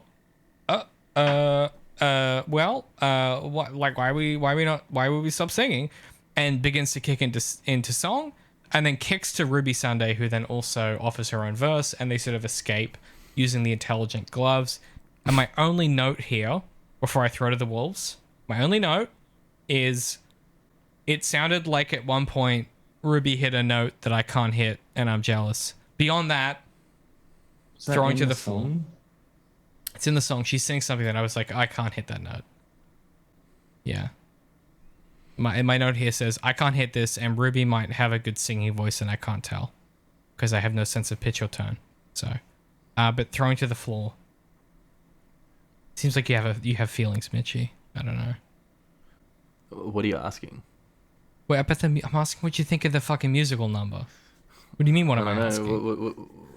What do you both think, Alex and Patrick? Just trying to find that lyric that I was liked being it. talked I about. thought it was Yeah, alright. it's fun, right? It is fun. They sing and they dance and it rhymes. And there's puppets. You know? Yeah. Yeah. Was it Just trying to puppets? think Was of it what- fully when else it CG? Was it happens. animatronics? What I was feel it like the was- big thing was a puppet. Actually, no. I feel they're like that all whole set puppets. was probably Yeah, real. yeah. They're all puppets, weren't they? Pretty good There's a- CGI otherwise. There's a few shots early that are definitely CGI, and then it becomes all puppets. Just trying to think, I'm trying to think of like this happening before, and I just record in the Daleks in Manhattan episode where, Tuella or whatever her name was, who is the girlfriend of the guy that gets turned into a pig. She's like singing that devil song, where she's an angel on the stage. Oh my god! And that was yeah. very musical like, actually, and it was also a bit like it was a severely large juxtaposition in comparison to the rest of the series. Yeah. But it's interesting. I don't know. I remember watching it as a kid, and I just felt uncomfortable watching that. This like sort of semi-naked girl, and I'm like 10. My mum's kind of watching it, and then you just watching sex scenes with the parents always awkward, right? It's weird. And I kind of had So- those vibes with that. Yeah. But, so maybe that was kind of the negative association I had, which isn't really fair. But otherwise, I don't know. It's interesting. So I asked you, what did you think about this goblin doing a big jazz singing? And you sort of took it. You kind of feel like we stepped into therapy for a minute. Right, yeah, as things turn out, yeah. But it's happened a few times, like random singing like that. And it's sort of like a cantina band kind of thing, right? That's what it reminds me of. Like, that's the original, like, Star Wars when they did that with the aliens on the stage, and that iconic theme, right? Like, it's just kind of absurd, but you're putting human music and instruments onto aliens and stuff like that, and that's exactly what happens in this episode when they get up on stage and just start singing. Presumably, and not to be the Doctor Who guy, presumably they're singing in their own language and the TARDIS is translating. I don't know. But it's just random how like they keep singing when obviously there's some sort of invader in their ship that's trying to take the baby back. It's just totally absurd. It's very musical like. It turns into doesn't match musical the plot. logic. Yeah, Yeah. exactly. Well, and just the fact keep that, singing like- along, and no one cares that there's Well, a and bad guy here. they just thrust the companion in, and she belts out like She And, kills and it. nails a random verse lyrics. Yeah, that rhymes perfectly. yeah. But and I also noticed that with how she reacted in general to the goblins. She usually the past companions have kind of, they've reacted in some ways to the first time seeing an alien, being like, "What the hell?" This No, is it's a like bloody alien. I mean, the classic is like Donna with the adipose, right? It's like just the sheer and total shock, like Can't deal. of just something alien, Yeah, when Martha sees the Jadoon on the moon, and Did you know the moon? Yeah. Or Exactly. It's like- even back to the original reboot with like the dolls and the hands and stuff. Like, yeah, it's a refusal to believe, right? And that's Yeah. actually a big part of the earlier seasons. But now it's and that's obviously a big part of Davies' seasons where aliens aren't a thing and they kind of get introduced to humanity, but then all throughout everyone's just like, nah, they're not real, and people choose to believe them or not. Donna being one where she just always misses out, and it's just weird in this one, Ruby Sunday, just kind of doesn't react. Yeah, just goes along with it, starts climbing up this ladder with bloody goblins on it, like, no reaction. And it's just interesting that kind of matches a musical theme as well, like this total absurdism. Absurdism is the right sort of terminology for it, right? It's It sort is. of, it's skating the line between sort of like when I said science fantasy, I think a big part of that is the absurdist nature of like you find something weird and then you just have to be like, that's just how the world is, right? I think about I'm deep in the Gene Wolfe rabbit hole, as Pat will attest to. I'm fully in it. I'm like 8 books into Gene Wolfe's discography, and I haven't read him since my degree. But one of the big things about like science fantasy in the 80s, which is obviously sort of the stuff that Davies came up on, are these questions of like, yes, there are science things that have answers, and there are also science things that, as a person who might be secular, might feel a type of way about religion, you kind of like, for example, dark matter, you have to kind of go, yeah, we don't have an answer now. Doesn't mean we won't. And I just have to like let it happen. And this episode, for someone like Ruby, it feels like she has a preternatural instinct to let it happen. And in some ways you could read that against or with these questions of coincidence and the ways that these goblins work, right? Like, is it simply that she happens to be in this position that she finds herself in where the doctor turns up and all these things happen and there's no questions? Or are they sort of interrelated, right? Like, is there some kind of feedback loop that we're unaware of like, yeah, the rules have kind of changed and perhaps she is less concerned about these things that don't make sense? I don't know, because it's the first thing. It's the first entry. But they're questions to raise and maybe let sit. You know what I mean? I think it's cool. Maybe. Well, I mean, much like the MCU, there's at a certain point, you know, aliens arrive, Avengers Tower gets erected, and then everyone's used to aliens after that. Maybe it's the same deal here. Yeah. But it would be Maybe the 12th go at this. Doesn't get with Doctor addressed Who. at any point, though. But, yeah, I mean... But these aren't things aliens, happen on though. Earth all the time in Doctor Who. Like, there's so but many... But that's the big thing is like, and that's the Donna question is like, but they also don't. Like, they happen here, but they aren't, but they also don't. Because we keep getting people that don't remember this stuff. The timeline keeps getting changed because the Doctor's a time traveler.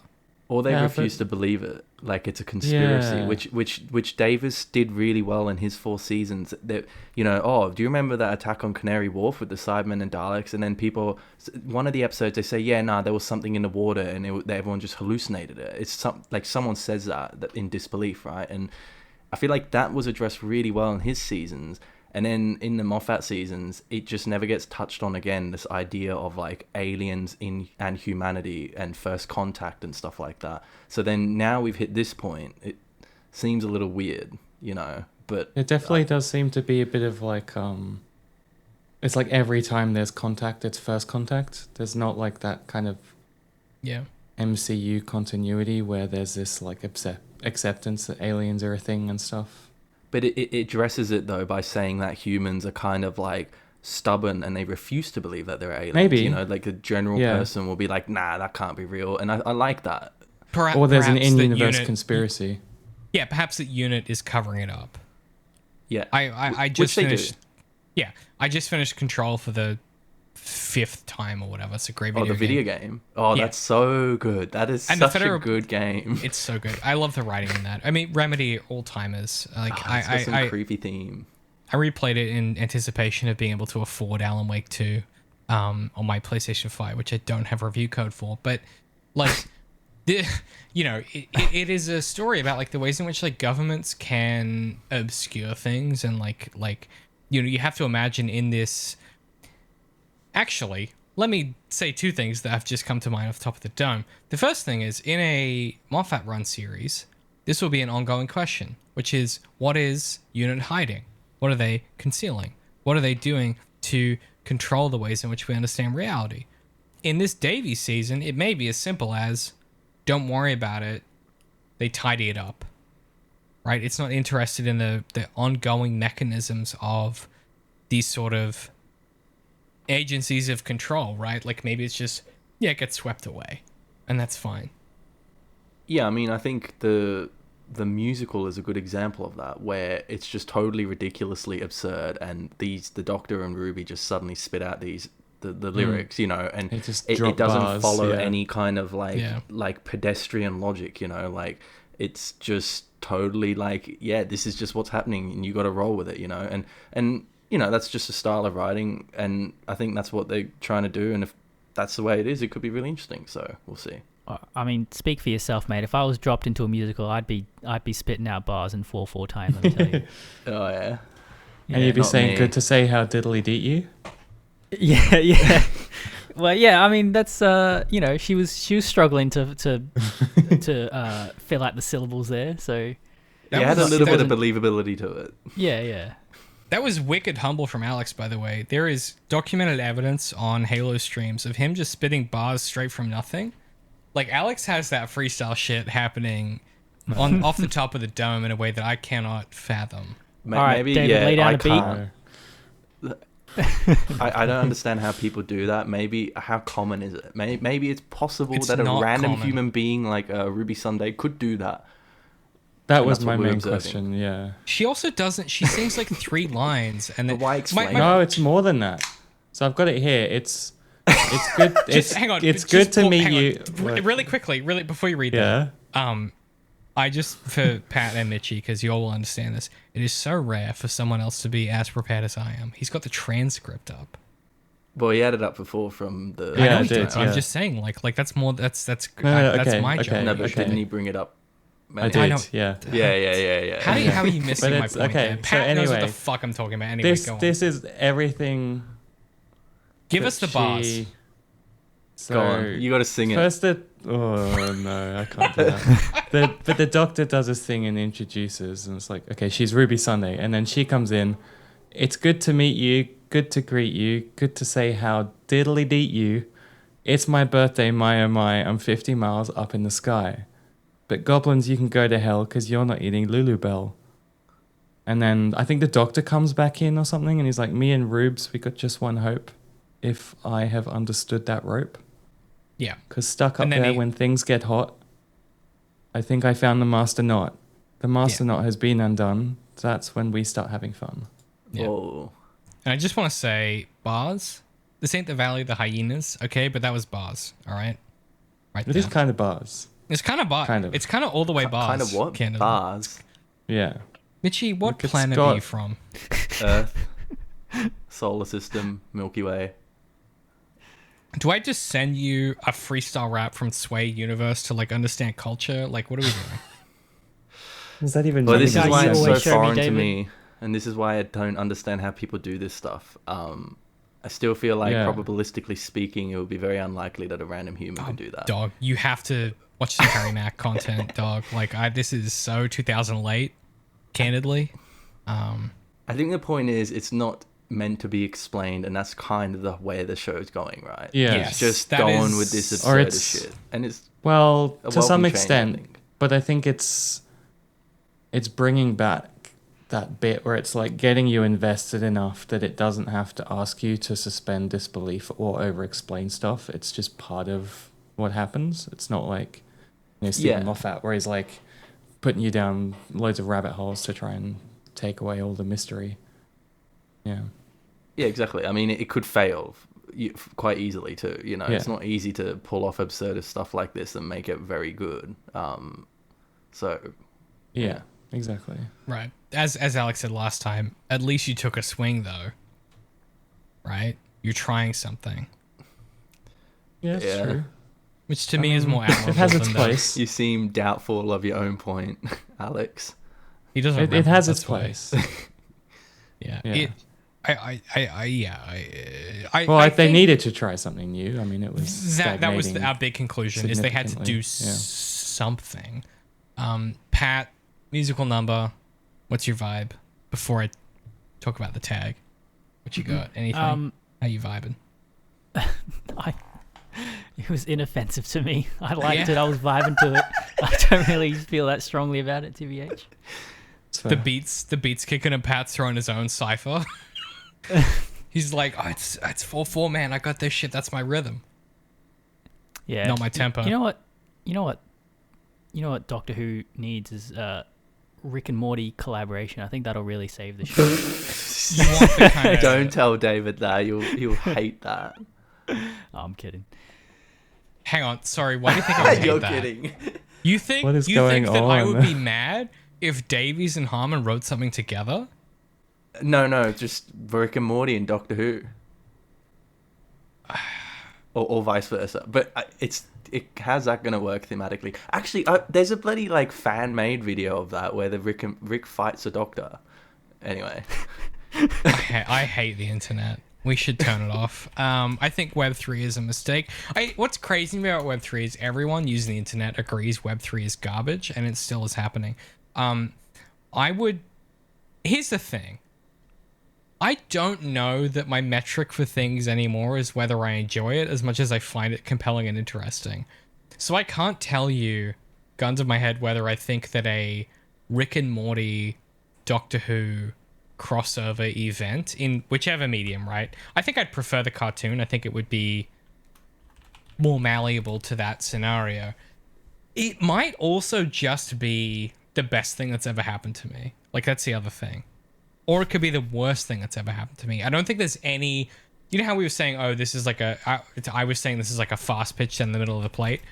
This is like, if that happened, it's either the best thing in my entire life or it's the worst thing to ever happen to me. There is no in between. Like, it is... We're either hitting home runs or I'm ruined forever. Do you know what I'm saying? I feel like a live action Rick and Morty would be kind of cool, but also kind of cursed. Yeah, you've seen Back to the Future, right? Like, they did that. That's what it's... I mean, yeah. That's the show. That's what it's based on. Like... Yeah, but disturbingly dark alcoholic Doc Brown is like, right. You know, it give off a different vibe is all I'm saying, you know, in live action, yeah. No, I see that. But also, who could be Rick is the thing. Like, that's a... Yeah. Physically, it's a challenging sort of situation to embody. Yeah. You know? How do you be a cartoon man? We should talk about the tag of this episode, and then we can wrap up our discussion. Sorry, before I do that, does anyone have anything else they want to bring up? Any topics they want to address before we talk about the end of it? As in the end of the episode, or? As in specifically the Mrs. Flood tag. Okay. That was what I was going to bring up, but yeah. So, do you want to set it up then, Alex? Yeah.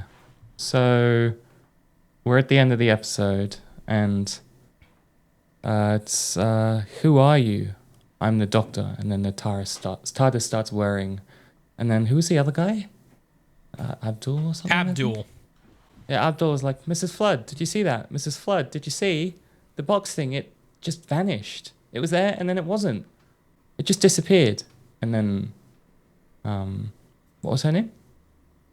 Mrs. Flood. Look directly into Mrs. Flood. Yeah, Mrs. looks... No, she says, oh, Merry Christmas, Abdul. Stop making such a fuss. And then she looks directly into the camera and says, never seen a TARDIS before? Okay, Yeah. We're going to do a quick round robin. It's going to start... It's going to be a yes or no. It's going to go Mitchie, Pat, Alex. Mitchie, Pat, Alex. It's just a yes or no. Do you think this is canon? You ready? Hang on, canon? As in, like, her part of looking the into the story camera. or an Easter egg? As in, did this really happen? Or is this an Easter egg? Why is this complicated? I don't know. I don't understand. I'm trying it to is canon build- because I saw it on the screen. Do you think... Why... This... Pat, help me out, dude. You know what I'm saying? Is this some meta Are shit you going on? asking if this is diegetic? Is that what you're trying to ask? Yes, I'm asking if it's diegetic. Yeah. Right, I thought right. canon was okay, sufficient that makes for sense. that. Nah, diegetic. I understand that. G- Diegetic Okay. music, non-diegetic music. No, I forgot to relate it to your one thing. I My didn't even go to bad. film school and I know that. Okay, I apologize. Do you think Mrs. Flood spiking the camera and saying, never seen a TARDIS before, is diegetic or not? It's a yes or no question. It's going to go Mitchie, Pat, Alex. Are you ready? Mm-hmm. Yes. Mitchie, Yes. Pat, Yes. Alex. No? Ooh, okay. Is there a cut? Is there a cut? I don't think so. There isn't, but there is a... How would I explain this? So the What kind of camera is... question is this? Sorry. Well, okay. Well, this is what I want to get into. This is... Hey, Mitchie, I don't just do shit for no reason. What I want to get into is Unless the camera is panning and it's clearly on a track, and then it stops and she looks directly into the camera and says it. Whoa, And so here's the thing. No, theory. The camera is a child that was staring at the TARDIS. So it is diegetic. The fuck But you I talking about? don't think it is. What are you saying? You think because they're short? Yeah. Because she looks down. She looks down at like kid level. Oh, And does she looks down at the I don't remember camera. that. Yeah, but the camera's that- down at like... I thought the camera was eye level with her. But No, I don't think it is. she's sitting. Oh, okay. She's sitting down, isn't she? No, Or she's is she standing not? on a porch. She's looking down at the street level. I'm going to fact check myself. Is it, here. but watched this is this the first time the literally fourth wall has been broken, though. I watched this today. That's why I for said the no, fifth because I time. didn't think it was... She's on her balcony and she's looking down at street level, presumably where Abdul is standing. She's making eye Whittaker does contact it with once. Abdul at street level because she's up on the steps. Okay, yeah. It's Yeah. not at child level. No, but it's a good pitch. I guess what I'm asking here is. But then she winks. So God. like until she winks, I'm with it. Where it's like this might be a hook. This could be a hook. This could be perhaps she has the master's tooth, right? Perhaps she is the doctor's wife from the master's wife from the original Davies series, whomst I don't recall if she's alive or dead. Perhaps it's something else. Until she winks at the camera, I am convinced this is canon. She's dead. She got She's blown dead. the fuck up in End of Time Part 1. That's good for her. In order well, to bad for resuscitate her. the master. Well, she's dead. Nothing's good or bad for her. The other thing this put me in mind of is this is silly nonsense, which I'm here for. It's sort of that it is that, absurdist vibe. But also, she knows what a TARDIS is. She happens to be a door down from Ruby, which the Doctor happens to visit, which has been a big theme of this episode, right? Coincidence. Hang on. Does she know what a TARDIS is? Because isn't she complaining to Abdul about it at the start of the episode about this big blue Mitchie, box being on the porch? Or am I thinking Mitchie, of the brother, wrong thing? characters can lie. They're not people. Like, she's clearly... All right. Well, then if they can lie, then you can say whatever you want. Yeah. How do we believe anything? How do we Well, believe that's any my, line in that's my text? question. That's my question but, here. But in fairness, it's only established that the Doctor's TARDIS is stuck as a police box, right? Like a TARDIS is not a police box. Yes. But the Doctor's TARDIS is a police box. Well, if he that makes chooses sense. for it to be, yeah. Well, no, it's stuck. The chameleon circuit is stuck, right? No, Nah, he does choose knows, it he to knows how be to eventually. fix it. He Okay, chooses that's- it to be. yeah. He knows Is how to that like fix it. retconned or something? Or No, it's been he canon just- for okay, 40 How years. long? Yeah. Yeah, a long time. Yeah. right. Seventh But, like- Doctor, I want to say. Yeah, the Yeah. TARDIS is just a generic time traveling spaceship, right? Like it's not. Yeah, but perhaps my point there is that she knows that it's the Doctor's TARDIS because it looks like a police box. And so for me, this recontextualizes the earlier interactions to be in somehow, somehow fictitious, right? When she's saying to Well- Abdul, There was that hand that picked up the tooth at the end of the Toymaker episode. so here is my supposition. I feel there are two options in front of us, and this is where I want to speculate. And this is going to get us the views on the YouTube shorts. So, I'm sorry, the world is ending, and we have to cater to short form content. So, Mrs. Flood is this woman. She lives next to Ruby. The whole episode's conceit is this question of chance, coincidence, etc., and so forth. The goblins are involved. They do this, that, and the fifth thing. So, it seems to me incredibly convenient that Ruby, who is going to become the new companion, happens to be the neighbor of a person who seems to know what a TARDIS is and seems to be concealing it. And Mrs. Flood, if we think about the questions of the previous 3 episodes we watched, which is like, the Legion is coming, okay? The Legion might flood in. Mrs. Flood, it seems like dialectically at least there is something there. Maybe schematically we could read into that. I don't know that I do. But like, what does this put in mind for you guys? Because it is the fact that she looks at the camera and says it is either like a goofy joke, which we've already done the yes or no thing, but like this is something. Like you don't put this in your show for no reason. I actually thought she might have been someone from the old series, which I was going to ask you guys about. But well, hence my thinking of the Master's wife, but she's dead, I guess. Well, what if she's the other Time Lord enemy of the Doctor from the old series? That's a female. What's her name? Rana or something? Mrs. Master. Yeah, no, but I don't think she was necessarily always friends with the Master. It was kind of like a triangle of foes, like including the Doctor. Triangle of characters. Oh wait, hold on. This is after the reboot, yeah? No. I'm talking about the classic series. There was like there was basically a female version of the Master that would occasionally appear to be the enemy. Yeah. Yeah. I mean, yeah, maybe. I don't know. It's just, I feel like it's just part of the absurdist quality of this new series now. Just breaking the fourth wall, you know, doing some Rick and Morty shit. Like, that's what people do nowadays. That's the 2020s. I don't know. I've been thinking about it a lot, and I don't know, I want to talk about it at some point. But like this, just how absurdism is becoming, sci-fi absurdism is becoming like a thing and being more accepted. And I think a big kind of reason for that for me is Everything Everywhere All at Once, you know, being such a massively acclaimed movie, but it's such an absurd movie. Does some Rick and Morty shit, and that's like becoming the status quo.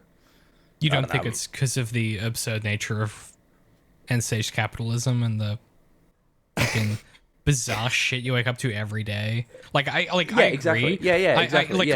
Like I agree. I think that film sets a particular tone, but I think it only works because of like it.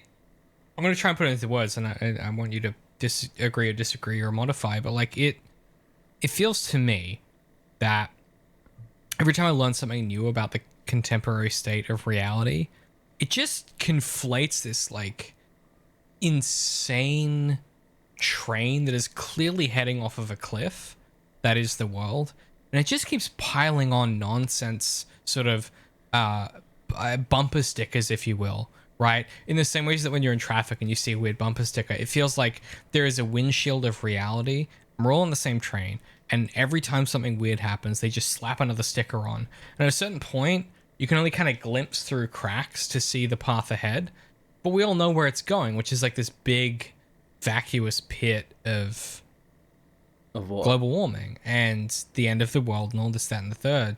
Right. And like that absurdism hits so well now because like I don't think this would track. I remember Wanted, right? If y'all want to like take a non-contemporary example, Wanted, the film, when it came out. Is that the one with the curvy bullets? And it felt so absurd because it was like heightened reality. Now it's like, well, that could happen. And so the baseline of reality has been heightened such that to be absurd, you have to go above and beyond, right? Well, I think a lot of this has to do with the absolute explosion of media in the last 20 years. And anything anyone can think of has probably been thought of, produced, and distributed. Right. And it's in order to get anything fresh and like kind of mildly pique someone's interest, you have to incorporate like a maximalist approach to whatever content or art you're selling, you know. And that's probably has a lot to do with it, I imagine. Yeah, it's just a product outlook of modernity. Like, this is the way I look at it. Like, people, I don't know, times aren't so simple anymore, you know, and therefore, nor are the stories. But yeah, I mean, I don't know. I don't know if it's negative though. You got a pretty bleak outlook on it. and I don't know if absurdism has always never been a thing. It's like, wasn't there like a wave of absurdism in the late 1800s? I wasn't saying that. I was saying that the extent that you have to reach for to be absurd is higher because the baseline of like reality's absurdity is so high now. If 20 years ago someone had said, hey, in 2024, a significant population of most countries' entertainment for a significant portion of their day is driven by videos that are 5 seconds to 2 minutes that have no decision making. It's driven by a techno-organic algorithm. Yeah. I would have said like that would never happen. People are too smart and switched on for that. No one would let that happen to their populace. That's absurd. Like, people need to make choices about things they care about. And people do. Like 20 years ago, that was true. That's like, so negative. It's not negative. No, this It is the is. You thing. just said It's that people wouldn't it's be that descriptive. dumb. No, see, this is my fucking issue with the way that people react to criticism of contemporary structures of platform. It's not negative. It's descriptive. That is literally what happened. I'm not saying it's good or bad. I'm saying that 20 years ago you wouldn't have believed it. Right. I'm not saying that's good or bad. I'm describing a phenomena, placing it in context with, I mean, 20 years ago, 10 years ago, even 5 years ago, right? Think like sort of, tiptoeing into the pandemic type of stuff. I'm not saying it's good or bad. Obviously, I have strong opinions about whether it's good or bad, but that is like a thing that you candidly can't conceive of until it happens. And so I think that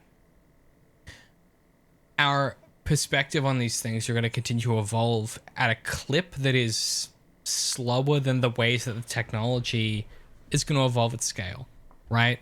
Like, we can't keep up because we aren't computers, and that should be a concern at like a legislative level, at like a governance level, at like a voting level. Like, that should be a concern. I'm not saying it's good or bad, but it is like noteworthy that it's happening. And I think the idea that acknowledging it is negative. I'm not saying this is what you're doing, by the way.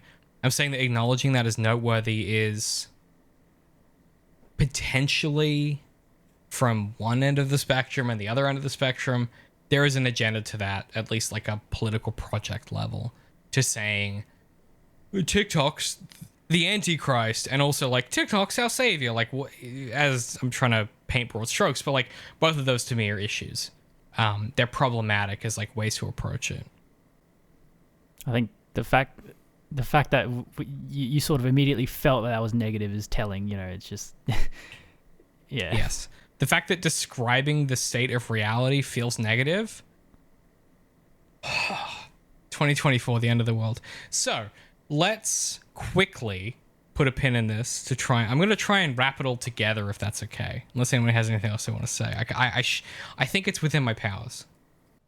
Look, I think for an episode that is concerned with questions of like parallelism, homogeny when it comes to, and coincidence and chance when it comes to like the Doctor and Ruby and all these weird coincidences that don't really make sense, and these questions of Christmas and like this kind of saccharine capitalist sort of overture, which we didn't really see present here, but which was certainly a part of Doctor Who, and these ideas of Chris Chibnall and, sort of the later seasons of Moffat becoming this bland malaise, right? We kind of stumbled backwards into talking about the ways in which potentially describing what culture has become and the platforms that embolden it have become might refract on some of those ideas. I think it's kind of natural, right? Like, we're in this space where these goblins are skipping through time and we have these questions that can't be answered.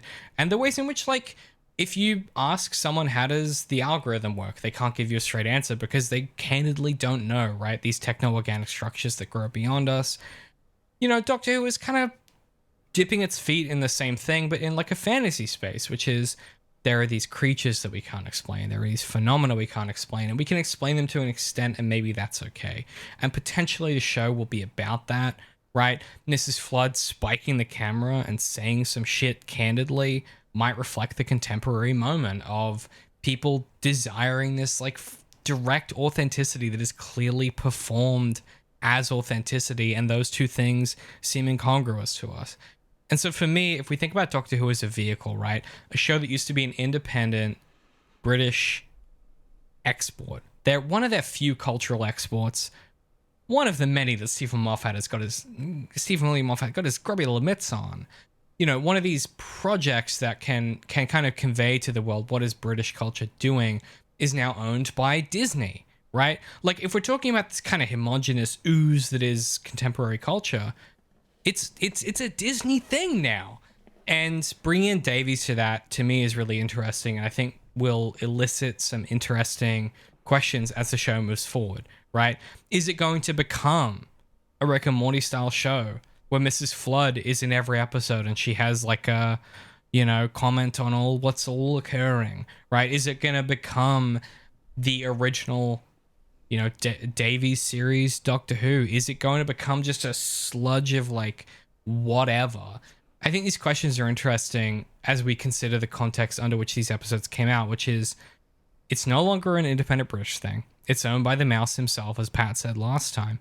But also, there are some really cool, interesting things happening in these last 4 episodes and in this episode itself. And I can confidently say that the last maybe 5 years of Doctor Who don't have as much gristle to chew on as this one episode does, because not just because of the context under which it comes out, but also because of the things it's trying to look to and trying to do. And if these techno-organic algorithms seem to be inexplicable to everybody, then like making a show that is moving into a science fantasy kind of storybook space makes sense to me. It's like, what if we didn't need explanations? What if we could just tell stories that had morals we think are interesting and have conundrums we think are interesting? Does this episode do that? No. They're like goblin-eating babies. They're the bad guys. Could this show be the kind of second coming of Davies? I think it has the potential. I think the question becomes, like Mitchie raised last episode, like, what can they get away with under Disney? And I'm curious to see that. The fact they skated by the trans representation to me suggests they might have a lot of leeway. I don't know. Disney as a brand is not very progressive in general, so I'm curious to see where this goes. That being said, that will conclude our coverage for the Church on Ruby Road. Method to the Madness, I'm going to single out Pat because I like the way he says or instead of and. Pat, sorry, the other way around, and instead of or. Pat, where can people find the Method to the Madness on the internet if they want to consume more of you and Mitchie talking about films, philosophy, and everything in between? Well, now I feel like I'm going to do the opposite. You're going to do the wrong one. But yeah. I can't even remember which one I do, but let's feel it out. Wait, what? Apparently, one of us says and one of us says or. Yeah, so you guys, you get to Stitcher, and it's the last thing, and Pat says and Stitcher, and Mitchie says or Stitcher. Oh, really? Yeah. Yeah, this was every news to me time as well. Every time. I say or. I'm pretty sure. Okay. Pat says I and. think. Now I don't know what to say when I get to that bit. That's just all right. Just go with you it. can find us on YouTube. You can find us on YouTube, Apple Podcasts. Is that Apple Podcasts? It is now. Or is that the one that changed? I don't know. iTunes, yeah, we don't do iTunes anymore. This is in 2008. All right, you can find us on YouTube, Apple Podcasts, SoundCloud, Spotify, and Stitcher. We have a website, AMTTM.com. You can find our socials from there.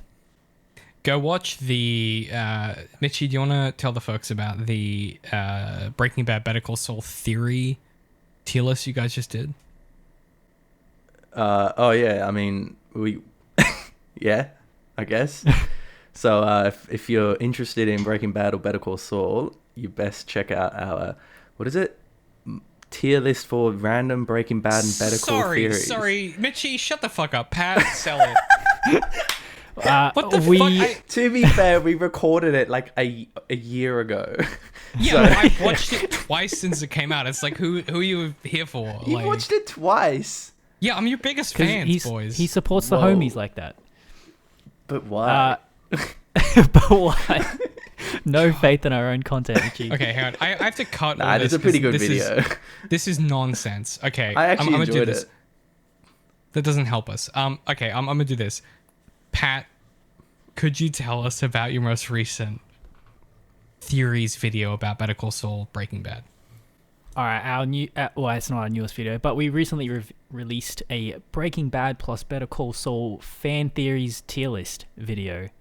We talk about some good, some bad fan theories from both of the shows and rank them on your classic tier list. You know, your YouTube clickbait stuff. You know how it goes. Now, we're really proud of it. Go it's check it out. great. Yeah, no, Pat. Kudos to Pat though. That was great editing. Yeah, thanks, man. Yeah, It it's really good. was. Now Alex doesn't know this because Alex is in the midst of Breaking Bad for the first time ever somehow. Wait, you've never seen it? Ooh, Seen it. exciting. You just watched Ozymandias last night, didn't you? Yes. Oh shit! Okay, so you're almost finished. He's deep in Yeah. it. So Ozymandias, bro. So and so as you know, What an I- episode.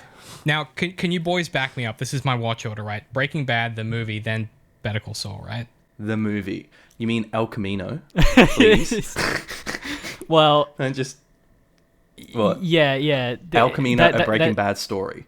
Actually, I think you'll find the title is El Camino, and it's subtitled Breaking Bad Story.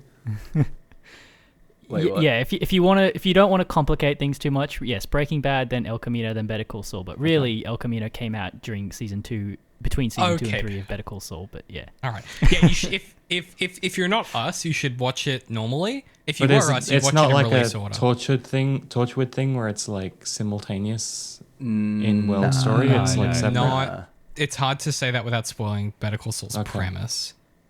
Better Yes Call and- Saul is Yes fucking and amazing. no. It's the best. It's one of the best shows on TV. If you guys like that kind of thing, you should follow A Method to Madness. So many of you watching what we do at Zero End and already do follow Methods to Madness. I'm putting the boys up every time. Their stuff is fantastic. You can watch their entire coverage of Breaking Bad. They watched every single episode and had an episode on it. I've listened to that show all the way through, watching the series. It's worth doing. I highly recommend. I haven't even done that. It's great. You guys know the deal with us. We're Zero Indent. We are a fully independent media crit publication. You can find us at patreon.com/zeroindent. Every time you give us $1 or $2, it helps us do what we do and keep independent media crit alive. You can find our books, all the books I've written, and soon we're going to open up to unrepresented writers. That's right. We're going to open up to people that don't have an agent, and we want to get those people published, get their foot in the door. It's a really important part of the independent publishing industry that isn't being serviced in a lot of places. We're very excited about it. In the interim, you can go and grab our shirts like the one I'm wearing at underink.press. You can go buy my books at underink.press and go support what we do. We appreciate the heck out of it. That will do it for this recording, this special crossover event. Alex, take us out with that classic Doctor Who outro. Well, it's good to What? meet you, good to greet you, good to say happy to beat you. He's done it, ladies and gentlemen. Thank you so Wow. much for watching and listening. We appreciate the heck out of it. Go follow everyone involved. We love it. That's it. Goodbye, good evening, and good morning, good evening, and good night. That's Truman Show. That's a reference. see you later. See ya.